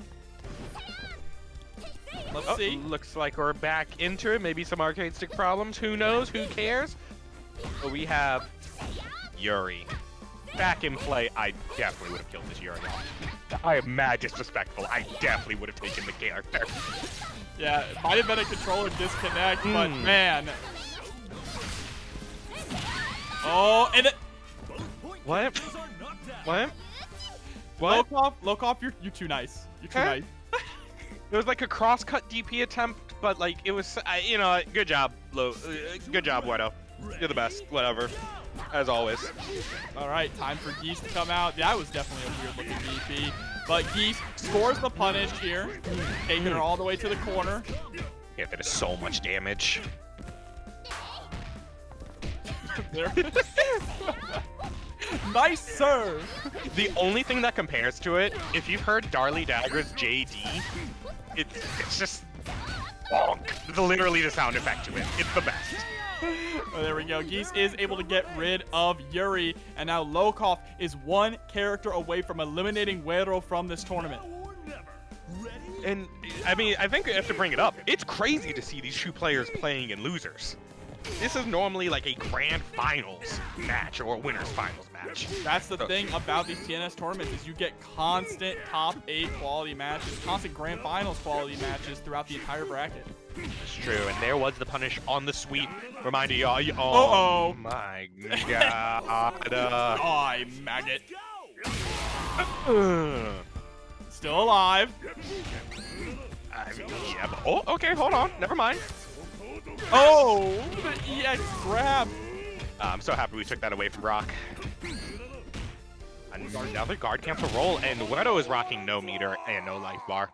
But he closes it out with the Chuck Norris there. Lokof is going to take it 2-0. I don't remember his name, but that character was sick, and I need him back. But what I also need back is Rino's whip, because he's back at it again. This matchup used to be so funny to talk about. Whip versus B.Jenet. Curious to see if it changed. Yeah, Whip can definitely hold her own, though. It's some pretty solid anti-air options here, so Kula's going to have to be careful about how they approach from the skies. Yo, why does it sound like we're in a Super Mario casino? Hold on. Being kind of hitting. Oh my god. Big damage into the knockdown, into the safe jump, and whatever that was. Sure, yeah. Oh, and there it is, just enough to close it out. Rino's whip kind of running through Kula's B.Jenet, but Kula, and I was informed yesterday, Kula is the on-hell. There is on-hells, there's Silent, you know, there's Johnny, but Kula is the on-hell. So right now, on-hell not really getting a chance to play at the moment, though. Rino already has her down under half health. Guard cancel to escape the corner. You'll love to see it. Just because I said something, isn't it? That's the commentator's curse, Pablo. Okay. Kula is the Iori. There's a lot. There's a lot of Iori players, but Kula is the Iori, all right? The Iori. Oh my. Here we go. Rino trying to create that space here. A whip OCV. Believe it or not, more likely than you would think. Gonna get the knockdown once again into the safe jump. There it is. Immediately pushing out. Run up close C, though, coming out from Kula. What? Kula's not on the screen, but Kula is on the screen. Hold on. Don't you love when they name themselves after characters? Characters that they don't have on their team? Yeah, I love Right. it. So here we go. Able to get the overhead here. Spends the EX into the level 1. Not quite enough to close it out. Kula is looking very lost. Gets the throw, though. Oh, another whiff on the combo. Oh, and there's the projectile. I think that was the end. Oh, what a... Rino was trying to go for a chip setup there, but Kula answering back with the guard cancel, able to get rid of whip. But imagine beating the whip and they're like, oh yeah, here's O.Yashiro. You're like, what? Isn't this character kind of broke right now? And you're like, yeah. I mean, one command grab and you're toast. Rino, you good? You just testing out your buttons? Yeah, that's the JCD button, fam. He's saying approach me if you dare. True, and I mean, that's what Kula did. Oh, what a catch. Maiden Masha goes for level 1. He gets a setup off this, I believe. I think he gets jump forward. Nope. Maybe he does. I don't know. I don't know if it was a setup. Guard cancel out though from Rino. Nice DP coming from Kula. And there it is. Yep. Just scooped. For a second, I thought Kula might be able to make the comeback, but then immediately was snatched out of the skies, and Rino takes game 1. Fun fact about that command grab, it is invul on frame 1. It doesn't activate until frame 5, but it is a reversal option. Isn't that fun? Did he just called Iori a poser? Yeah. So if anybody that's not aware of the lore of KOF, Yashiro hates Iori like a lot. Rival bands. Yeah, like they were doing a concert and Iori like interrupted it, and then yeah, band wars. So yeah. Are they both bassists? Yeah. Or plays bass, right? Of course. Chat'll know. I was gonna say I have no idea. Hey, look, Robert. Yeah, so Kula is the Robert. What, like, why? Why did he have to lose the on-hill so fast and then swap him off? Come on, or swap her off. All right, time to jump straight into it. Ready for a battle of Oh, that's right. Yashiro is the drummer, right? Yes, that I actually do know, because it's Shermie is the singer. I think Chris is the bass player. Is that right? I thought Chris plays keys. Does he play keys? Or does Shermie play keys and sing? I don't know. But all I know is that Whip is fighting Robert right now. Oh, we got the good old O2UM music on too. Let's go. Okay, Chris is the singer and Shermie is the keys. Glad we got our lore straight. Thank you. Thank you so I will much, forget Ian. this. I will definitely forget this. All right, able to score the throw. Tries to go for the dive kick here. Oh my god, that hits so high up!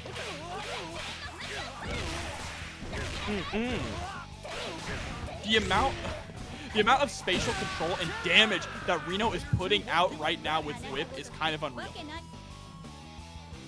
Iori played the cowbell. I actually like this lore now. Hold up. What did every KOF character play in their band? Let me know, y'all. Kula is looking very lost against his Whip right now.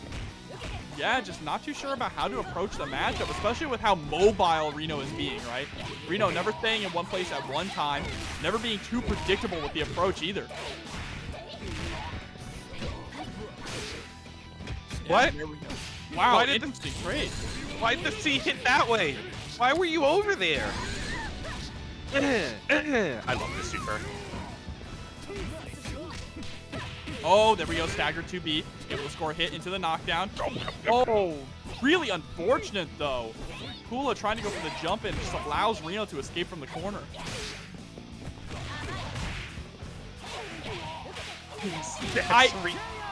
I cannot tell if that's a cross-up or not. I'm going to be real with you. Like, that is dirty.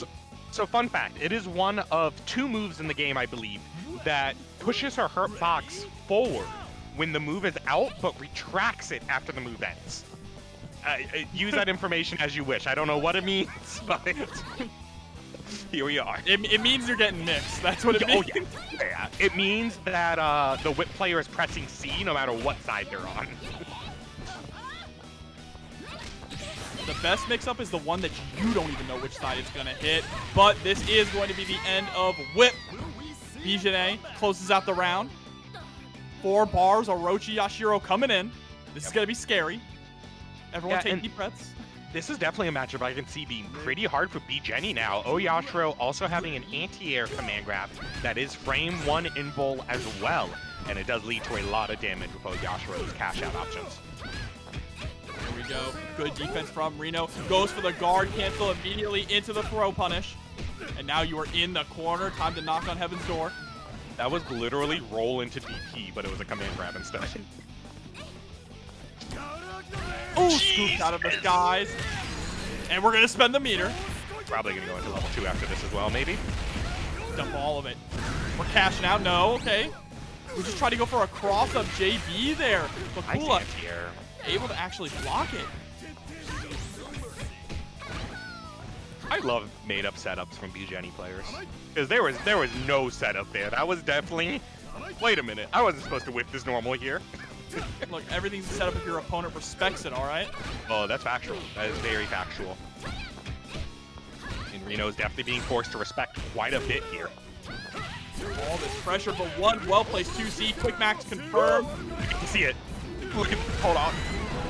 Oh, into the climax! I don't like this ground. Time to plant a tree.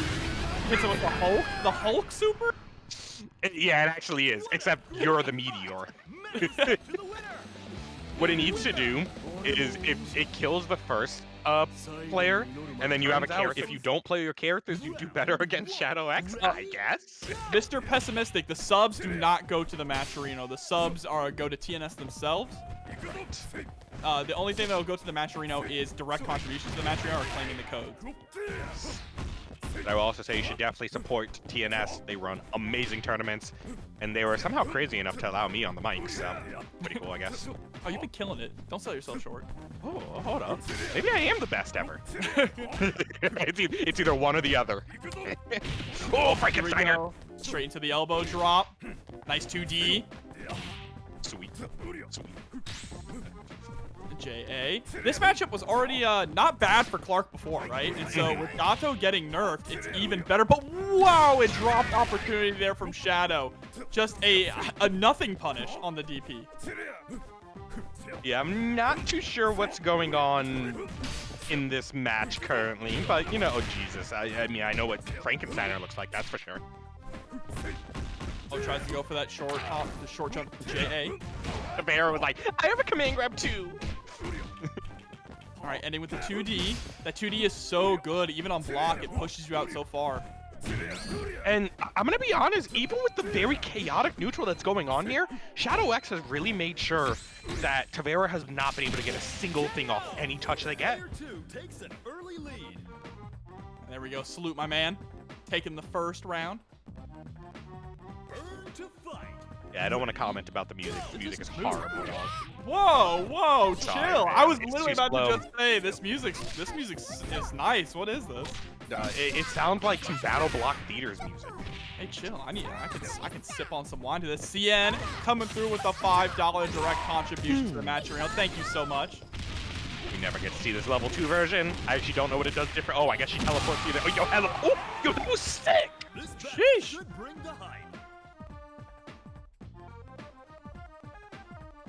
I feel like I should be in France.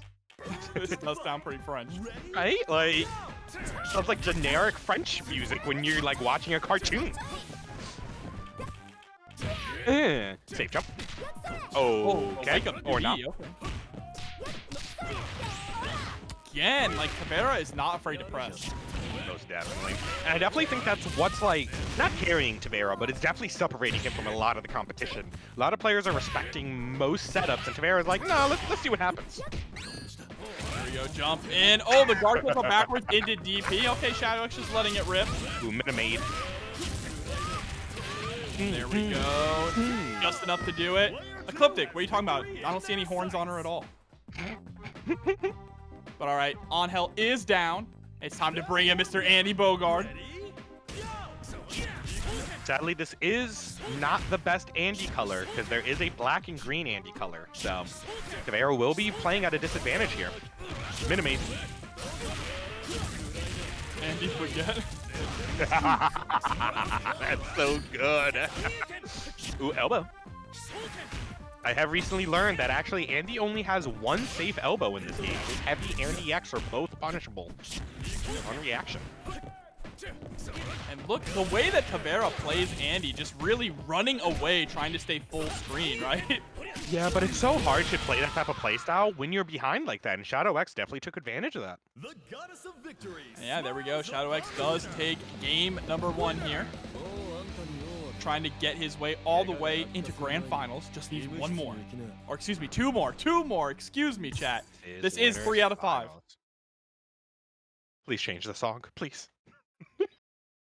Not again. It's actually the worst when you get like character select music that's supposed to only be on for like 30 seconds and it's playing for like 10 minutes.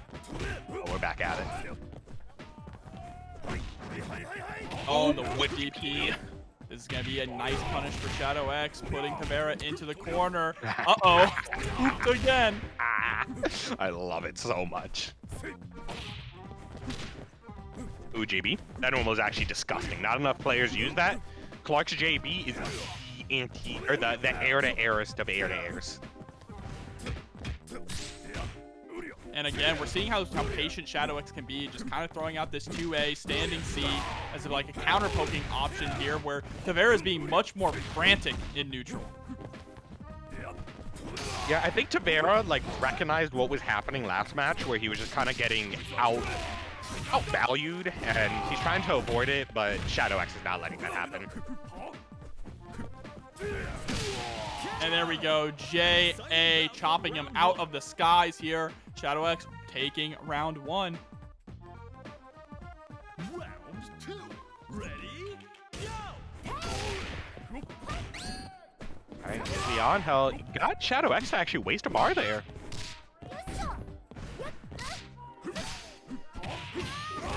Gonna get the anywhere juggle back into the corner. This is so cheap. Tries to go for the low there, jumping in, just trying to get some stagger pressure going, but Tavera able to press out the 2A. Whoa, interesting cancel, but the 2C is gonna connect. It's still up! Shadow X literally, I have to believe Shadow X gets bored and is just like, I wonder what this does. He's so good at covering those options, though. Oh, and there we go, stopping him in his tracks. Just stick out the leg. I respect it. He definitely did the scrub Clark. The scrub Clark is you do the full screen run and hope they like jump because it anti-airs sometimes. And Shadow X was like, you know, I'm the best Clark in the world right now. Let me try and be a scrub real quick.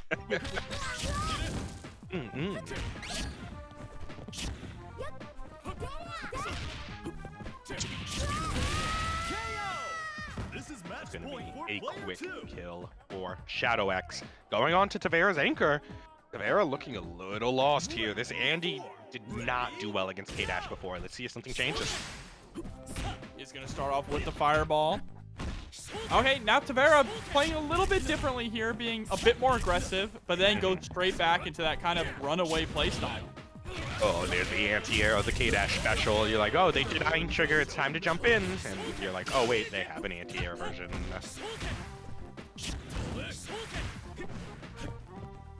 Ooh, no DP there. A little bit of fear from Tavera. They're definitely showing Shadow a lot of respect here. Blocks the Minimade. You can actually punish that, but nothing. Ooh, but the anti-airs, the follow-ups there are just doing so much work, not allowing Tavera to actually jump in. But here's a confirmed double EX elbow straight into the super. Wow, that was a lot of meter spent. Not even for the kill though. Oh, yeah, I mean, I guess, yeah. Shadow X was like, might win if this happens or if this hits. And now we are down to the anchor war here. Tavera, though, trying to tie things up. Does not want to go down 2-0 in this situation. There we go, EX immediately in, utilizing those plus frames to catch Tavera pressing. And Shadow X kind of making that look like almost analytical. It was just like, yeah, you're gonna do this, then you're gonna try and jump over me, and I'm gonna press the C button. Extremely strong play. Yeah, really tragic there. Unfortunate, Tavera down now 2. And we're going back to the member selection. I wonder if we're going to get rid of Angel. No. Please don't. She's so cool. Swap. It is. We're going to be bringing in Robert now. So Robert on point, I would imagine. We also have to talk about The Rock. Yeah. Rock is also here now. Instead of that other character I definitely remember. Somebody will tell me what the team was before. I promise. I have an amazing memory. Round 1. Don't worry, I'll just leave you hanging. No! You can't do this! We're partners! Gato. Thank you. Yeah, Gato. Yeah, I'll go Gato. Woo! Hopefully nobody noticed I didn't remember. But Tavera is playing a lot better now. And who's Gato?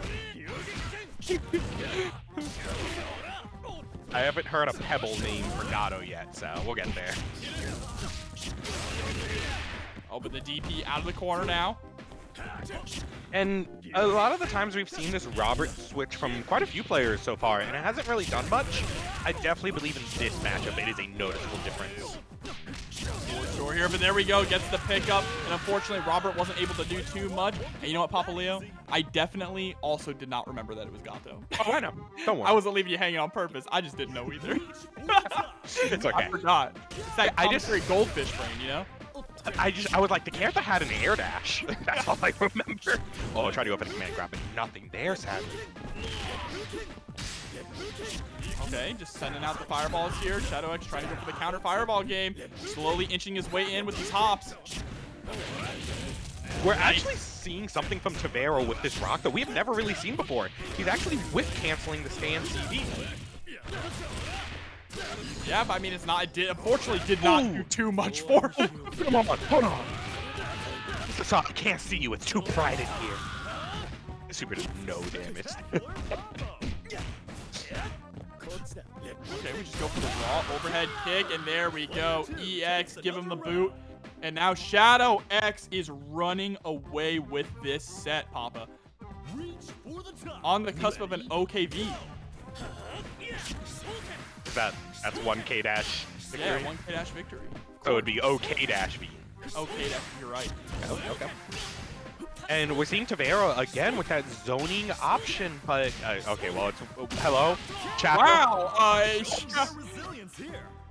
you can block, Shadow. I promise. Huh. Okay. He said I wanted an extra bar for Clark. Hold on, let me put Clark in. Tag in.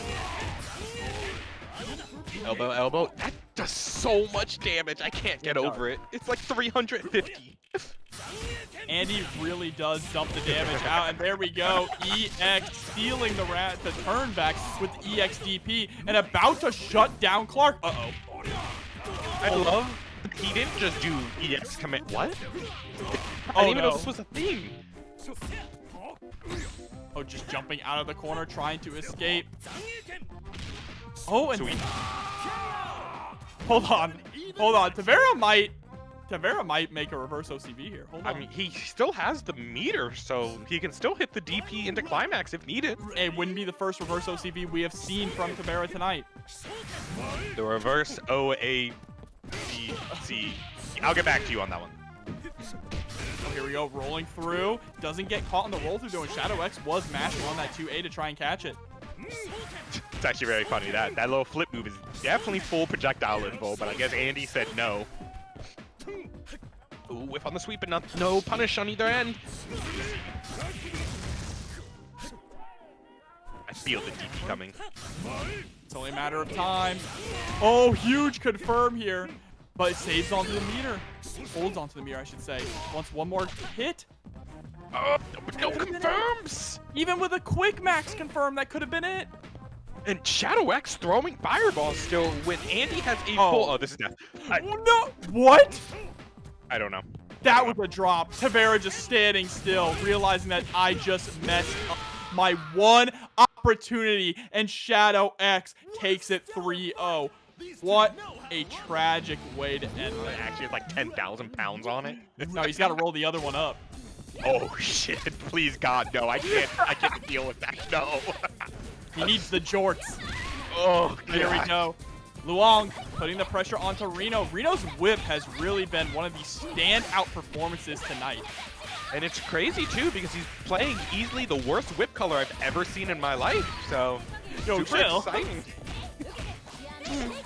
I think you just hate the lime green. That seems to be a running theme here. And what is a running theme too is that Rino is just absolutely dominating in these point performances.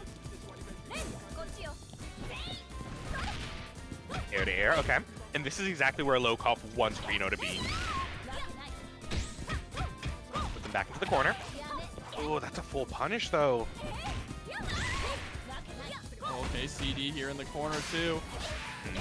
And we're seeing quite a few input errors from Lokof. That double kick is very negative. And I'm sure he is not meaning to do that consistently.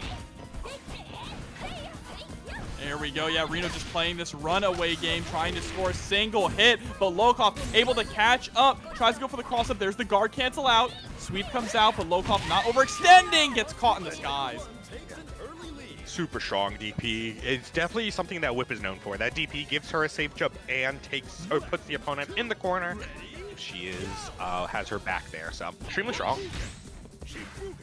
And remember, this is loser semi, so we are back down to 2 out of 3.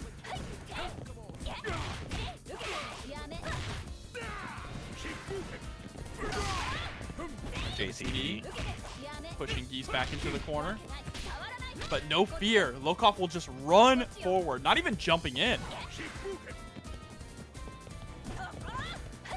Yeah, and I'm gonna be honest, this is not what I'm used to seeing from Lokof's Geese. I'm used to seeing a very aggressive playstyle, but he's playing very patient right now. Yeah, trying to wait for opportunities to dash on in, right? Big whips from Rino, or Rino whipping normals in the air.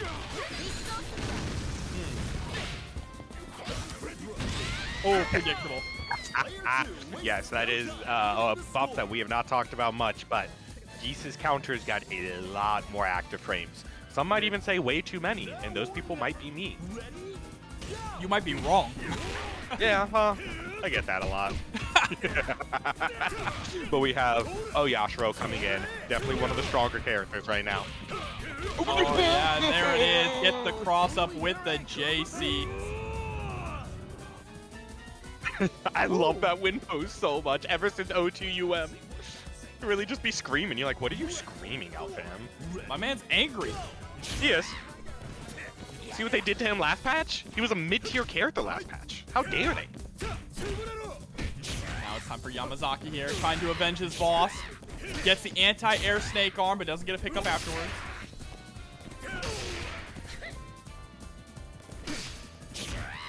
Oh, I love the 5A just stuffing. Yes. And Lokof definitely has to take some. Oh, and there was one of them. I was gonna say he has to take some aggressive decisions in order to make the comeback. Why? Why was that your here? Well, he is gonna get corner positioning here. Very solid stuff. I mean, it kind of makes sense when you think about it, right? It goes straight up. This is true. I'll accept that. I'll accept that. And he's gonna get rid of O.Yashiro, and now it's time for Ash. Did we not want to talk about the EX overhead that whiffed, and then I guess the second part's a low? He really like he got his shoes stomped on. Like that was kind of rude, Yamazaki. Come on. Oh yeah. Rino's doing the Ash thing. That 2A is buffering into Silence Colette. He's like, please jump on me, so I can just do Silence Colette and just do the combo. Oh, but Lokof is going to score a CD, comboing straight into the poison, and the EX stomp. Wants to maintain that corner position. Oh.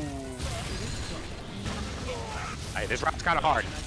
See if he gets it. Shadow Strike.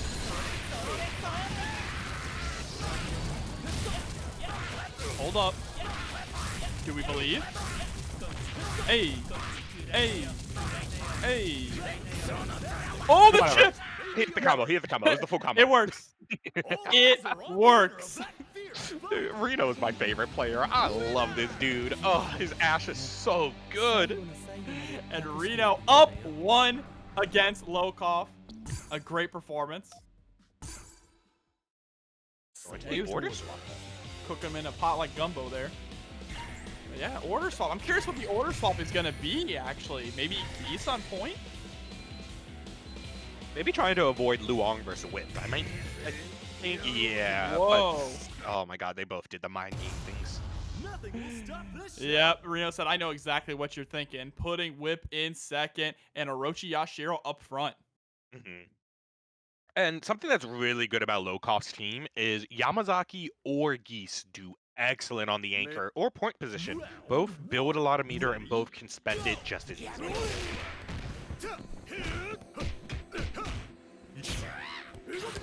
Trying to poke that snake arm. And no parries allowed. We grab.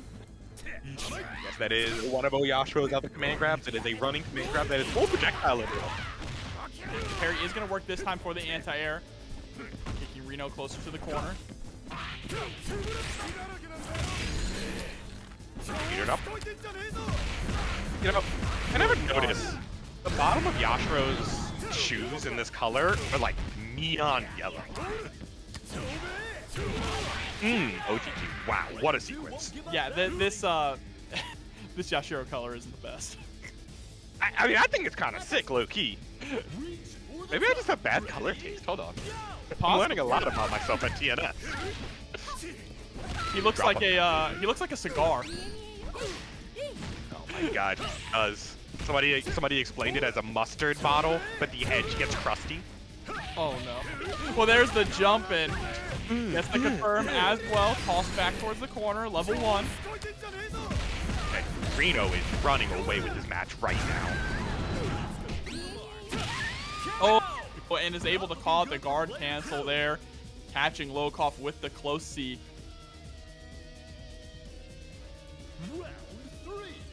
And Lokof has to make quite a bit of a comeback with very little meter at that. And with Geese. Yeah, and with Geese. I mean, Geese is definitely in a strong area, but I don't know if this strong. Yeah, it is definitely going to be a miracle comeback here for Lokof if he can pull it off. But right now, what a reversal! That command grab is so cheap. It's so fast. And Rino even playing pretty patient with Yashiro as well. Just wants to run down the clock. There we go. Now starting to get in, get a little more aggressive. Oh yeah, he can do EX. this.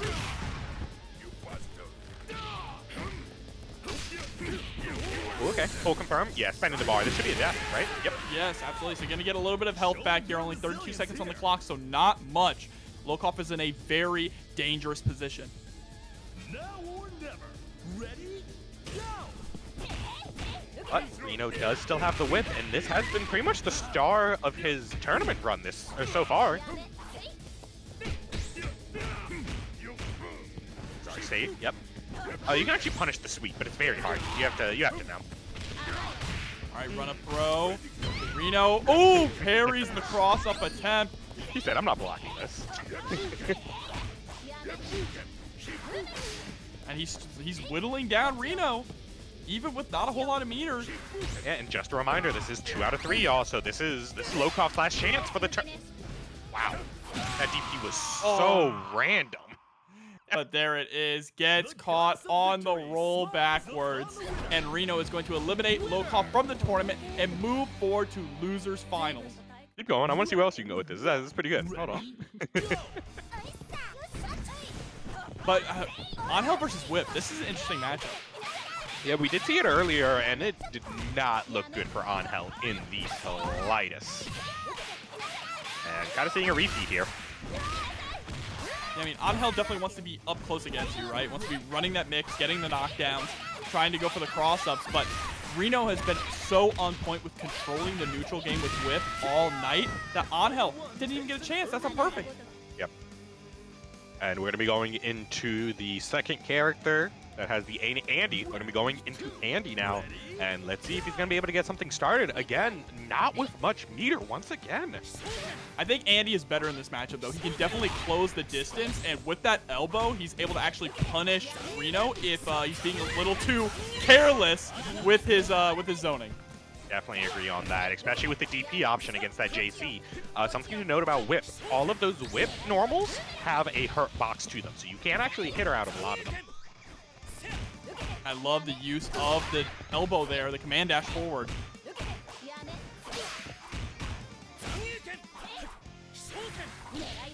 Straight into a fireball. Yeah, that does create a level 4 fireball, I believe, so it does actually trade with some supers. And I love the patience here. The neutral from Tavera, able to escape from the corner, dashing straight in, tries to go for the low. Yeah, and we're definitely seeing it from Tavera quite a bit, the keep away. Even there, you saw them going into the corner just so they could make an attempt to jump out. Good roll. And look at the clock. It is just running down right now. Tavera really needs to make something happen. Well, Andy is not going to get much health back. Yeah, and at this point, Tavera, even winning this, is not going to feel good. Oh, and he isn't going to win it. That is crazy. Dash forward, tries to go for the chop. Oh, They should have kept him low key. He should have just stayed there for the rest of the match. What a freeze frame. Just Yeah, frozen. that is tragic there. Losing out to the clock on your second character, and now you're down to Ash. And I do believe Tavera was one of the original Ash players in 1.0 of the game. So, curious to see. Yo, this guitar is shredding right now. Ugh! Tavera still playing that very defensive playstyle. Yep, setting up the fireball, but here we go. Sets up the kiss. And Rino just jumping right in, going for the EX follow-up. Level 2, here it comes. Not going to be enough to kill. Yeah, but this situation is so rough to deal with when you're Tavera. Okay, gets the hit. And, I mean, we do know Ash is a character that, like, if we get a 99-second hit, they could just be dead. That's true, but I mean, that's kind of what you're going to need now in this situation if you're Tavera, right? Rino has the meter to kill. Rush punch. I would have done it. 99-second rush punch to attempt. Oh, doesn't catch the roll. Oh, and you can't be afforded to trade like that. What? Rino? So you can, like, block that fireball. Did you guys know that? It's not unblockable. Rino might tell you otherwise, though. Oh, and there it goes. Death. Yeah, the skies. And there we go. Rino is going to take game number 1 here against Tavera. The goddess of victory. But remember, it is 3 out of 5 the rest of the way tonight. Losers finals into grand finals. So Tavera still has room to maneuver here, room to cook. Most definitely. I wonder if we're going to be seeing a team swap. Nope, just an order swap. Interesting. Order swap. I'm curious what change you make here. Ash has to be anchor. So do you just swap Andy and Angel?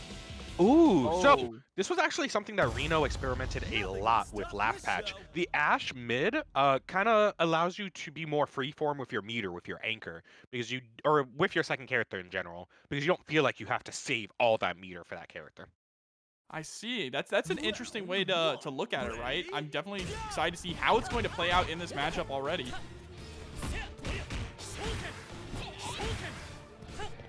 Yeah, something I will definitely question, though, is the anchor on Hell. I'm not too sure what she is doing with all that meter, but maybe we won't even get there. Maybe Tavera will run the train with this Andy.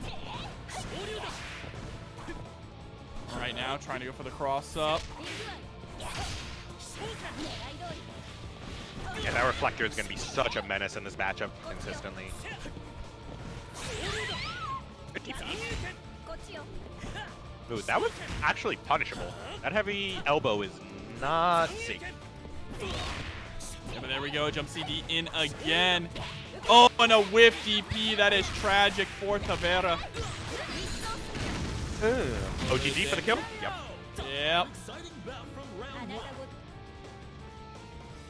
And now time to bring in our next character. Whip is just relentless tonight, Papa. It's for sure. It's been kind of crazy to see, to be honest. Tavera is going to have this 2 bars, and with the proper touch, he's going to get that 3rd, but, I mean, Rino's not even getting them a chance to play the game. Yeah, no, look at this. Just jumping CD. Harassment is endless. Tavera trying to fight back, but another whiff DP. All right, we get the throw. Set up the kiss. Jumping CD. Just harassing with it again. Yeah, we're seeing Tavera. It's kind of swinging for the fences there. You saw that stand CD. Definitely not one of Ash's best normals, but trying for anything they can at this point. And there we go. Whip just able to escape from the corner easily like that. And that is one of the problems is that Tavera interesting interaction, but Tavera still just cannot keep Rino locked down. Yep. Oh, yeah, try to get the cross-up. You actually only get the cross-up if you do the HDP. The EX puts you a little bit too close to get the cross-up with JD. And this is a lot of scrambling here, too. Just trying to jockey for position in neutral. And able to avoid the DP there with the swing. Rino is just insane right now. Unstoppable. Yeah, Tavera's going to come in with this almost 3 bars with Angel, but I mean, if we're going to see something crazy, we're going to see it from Tavera here, because I have no idea what the plan is.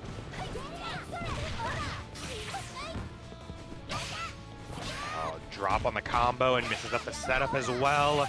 not looking. Okay, yep, that's a command grab, I guess.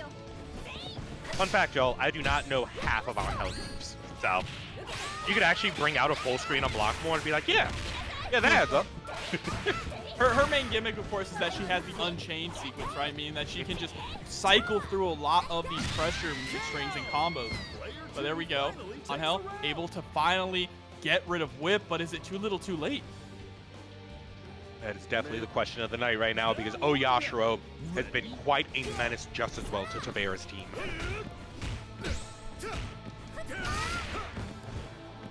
And this is not where you want to be if you're Angel, but I guess we're no longer there. Okay. Ooh, good hit here, but no confirm off of it.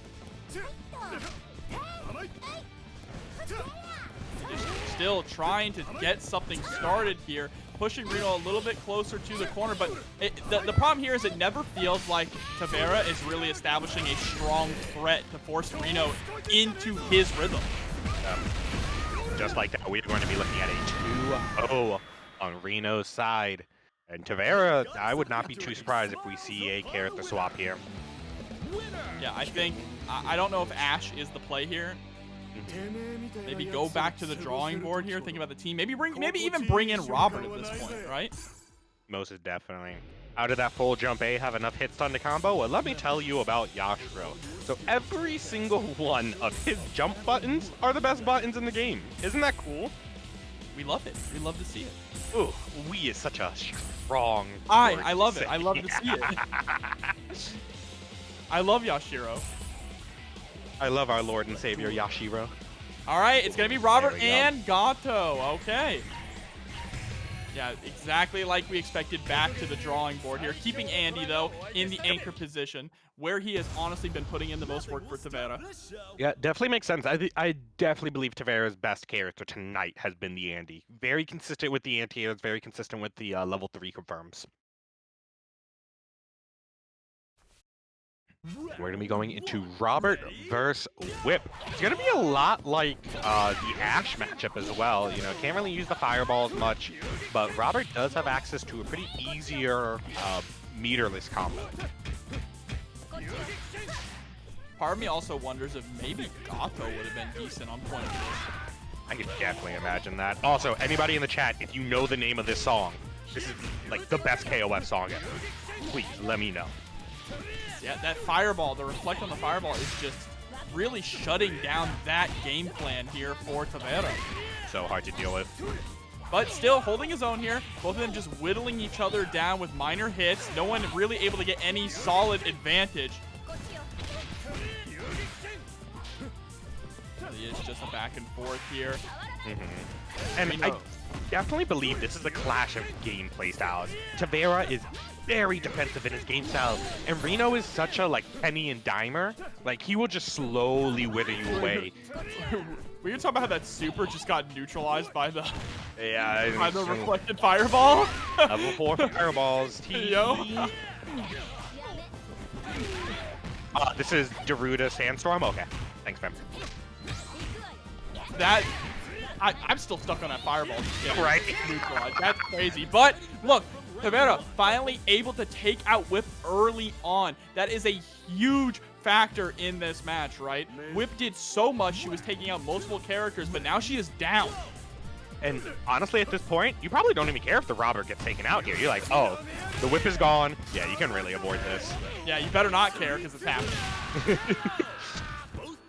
O.Yashiro is like probably, I mean, him or Dolores is like the best anti-zoners in the whole game, undisputed. And now we're going to get Gato versus O.Yashiro. Jumping CD right off the bat. The counter hit gets the hard knockdown. We are already pushed to the corner here. A little too high, though, on the jump in, so you get the throw. And something we're not seeing from Tavera is Rino is going for a lot of rolls on these meaty situations. Tavera really needs to either find a way to deal with that or get down the OS to deal with the rolls on meaty situations. Yeah, absolutely. And we've seen a lot of situations where both players are trying to throw out like 2A to catch these rolls, but it's not working. But speaking of catching, I love this. Tavera caught out of the skies here. So much damage on deck to roll forward for the cross up.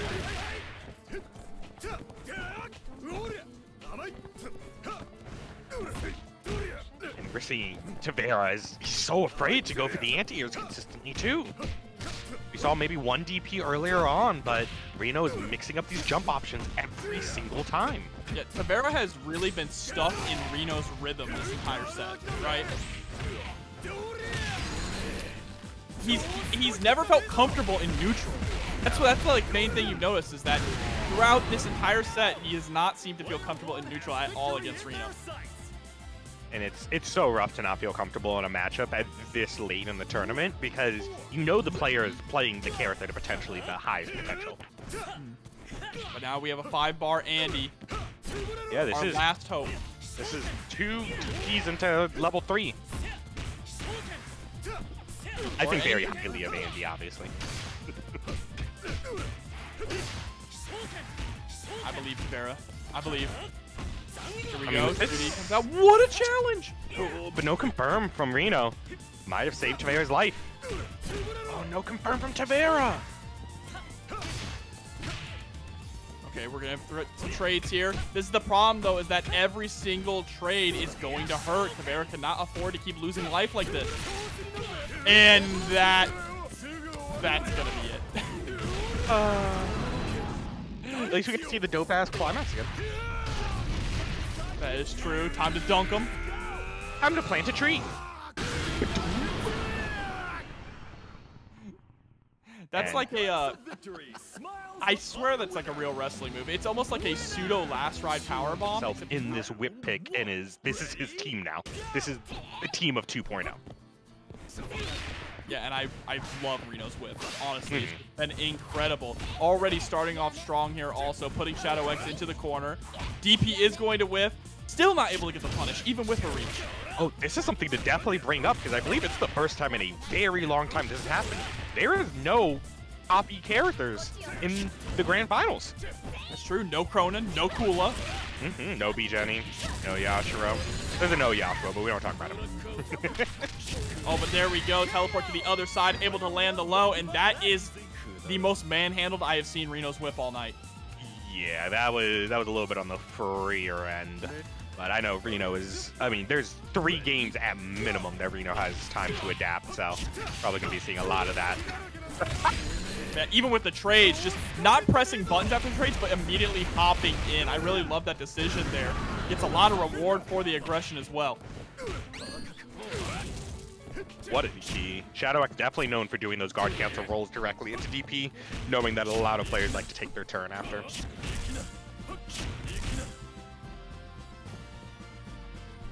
Ooh, look at this patient play from Rino.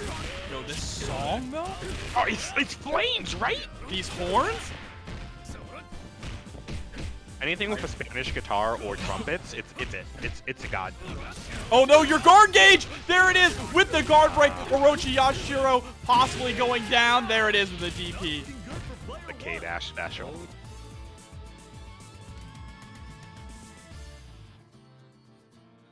And Rino very quickly down to the Ash.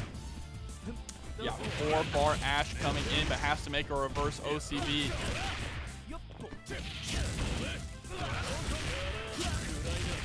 Combo does so much damage.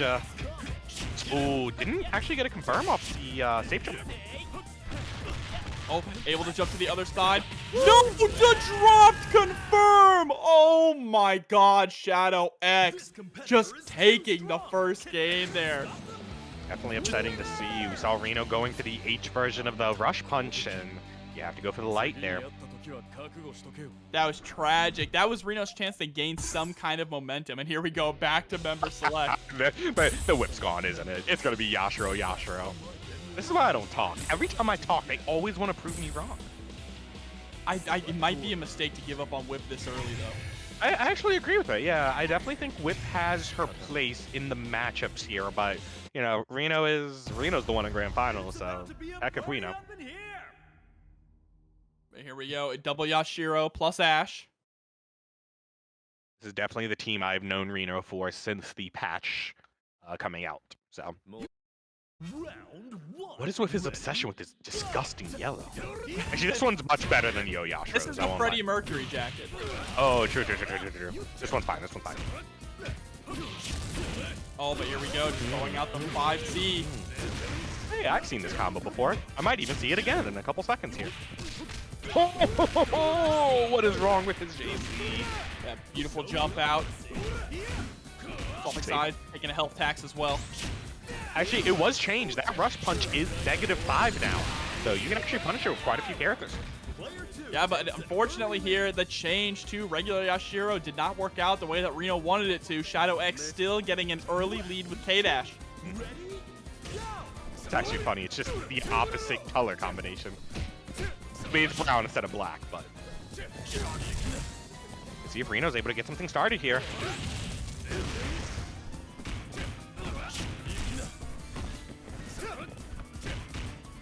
Alright, tries to go for the close C. What? What? Okay. Rino sadly not getting the best type of trade situations here. And look at this life in the guard gauge. This cannot feel good if you're Rino right now. Okay, first full confirm them.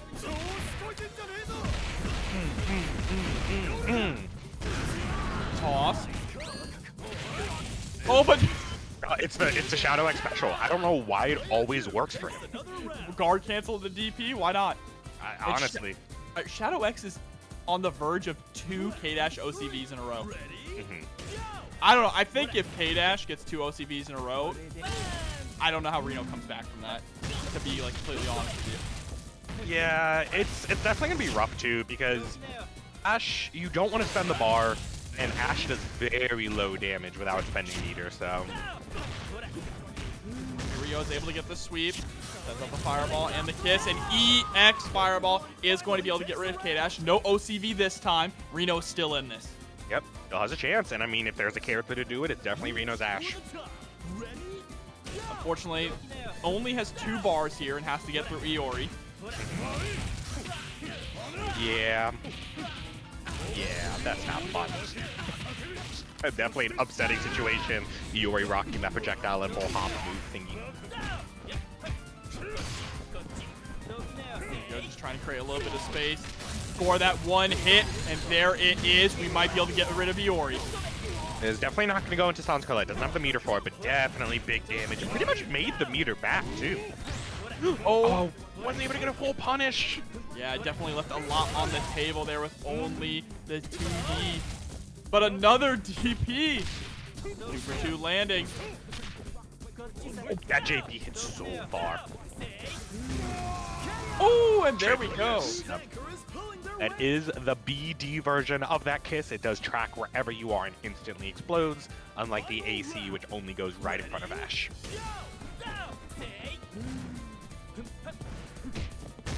Wow, surprised to actually not see a DP there from Rino. Yeah, we're going to be seeing Rino running away quite a bit. This is going to be big damage. Still alive though, still alive, because the super cancels are dookie. And that is true here. Gonna go straight into the level 2. Should be a Oh, no, you're dead. No, I believe in him. Oh, he's dead. Thanks for the channel points. Oh, no, he died. And now Shadow X is up 2-0 in Grand Finals. Rino has to make a reverse 3-0 to reset the bracket. Oh, going straight into it. There is no whip on his mind right now. This is looking kind of scary for Rino. Rino definitely has to dig deep and find something here. Yeah, and I mean, normally I can like get at least a small beat on what type of changes need to be made in the matchup, but honestly here, Shadow X is just playing perfect. Every jump has been anti-aired, every confirm has been fully optimized. Like, I don't know. What do you do against a perfect player? Yeah, I mean, Rino is letting Shadow X get away with these DPs way too much in the K-Dash matchup. This is true, yes. If you could just kind of slow down the neutral a little bit here, fake out some approaches and try and whip them out, it would be very beneficial, but K-Dash is just running wild yet again. And Spooky coming through with the big raid. Thank you so much, Spooky. Hope your stream went well. And welcome everyone just in time for Grand Finals, possibly the final round. Yeah, it's kind of a repeat of the same. Shadow X has been running through with this K-Dash, but Rino's O.Yashiro has definitely been getting better and better with every match that happens. Wow, Shadow X doesn't like you. That was so disrespectful. Confirm here. Pick up, backs up, just harasses with the 2A a little bit. Oh my god, the JC whiff? Actually very surprised on that. Yeah, Shadow, this might be the best I've seen Shadow X play in a long time. I have to admit, like, it's literally perfect play. Every confirm is being optimized. It's ridiculous. He's in Rino's head. He is in Rino's head. The Sharingan is on. He can see the moves before they happen, Papa Leo. But we can't know because of the glasses, right? That's how that works? Exactly. But now Rino is coming in with a 5-bar Ash. The final hope for Rino. There it is. Baits a DP. Gets a jump and punish. Yeah, we're going to go full optimization. There's a Silence Collect coming. Oh, no. Doesn't want to spend the rest of the meter. Being a little bit greedy here. Oh, that's a punish. Oh, no, punish them. It's understandable. You do have to try and conserve the meter, and you have a lot of health to work with at the moment. But also, you don't want to let him breathe. What a jump in. This isn't going to be death, but it's so close. Wow, that was a lot of damage. Safe jump. -2. Creating a little bit of space here. No DP on that jump in. That might be the end of Rino here, and it's not looking very good. Has one more chance, and that's a low, and that's going to lead into the death combo. And Shadow X is going to take it with a 3-0 over Rino. And an OCV to close it out. The newly buffed K-Dash. No one man should have all of this power, but they buffed K-Dash and Iori.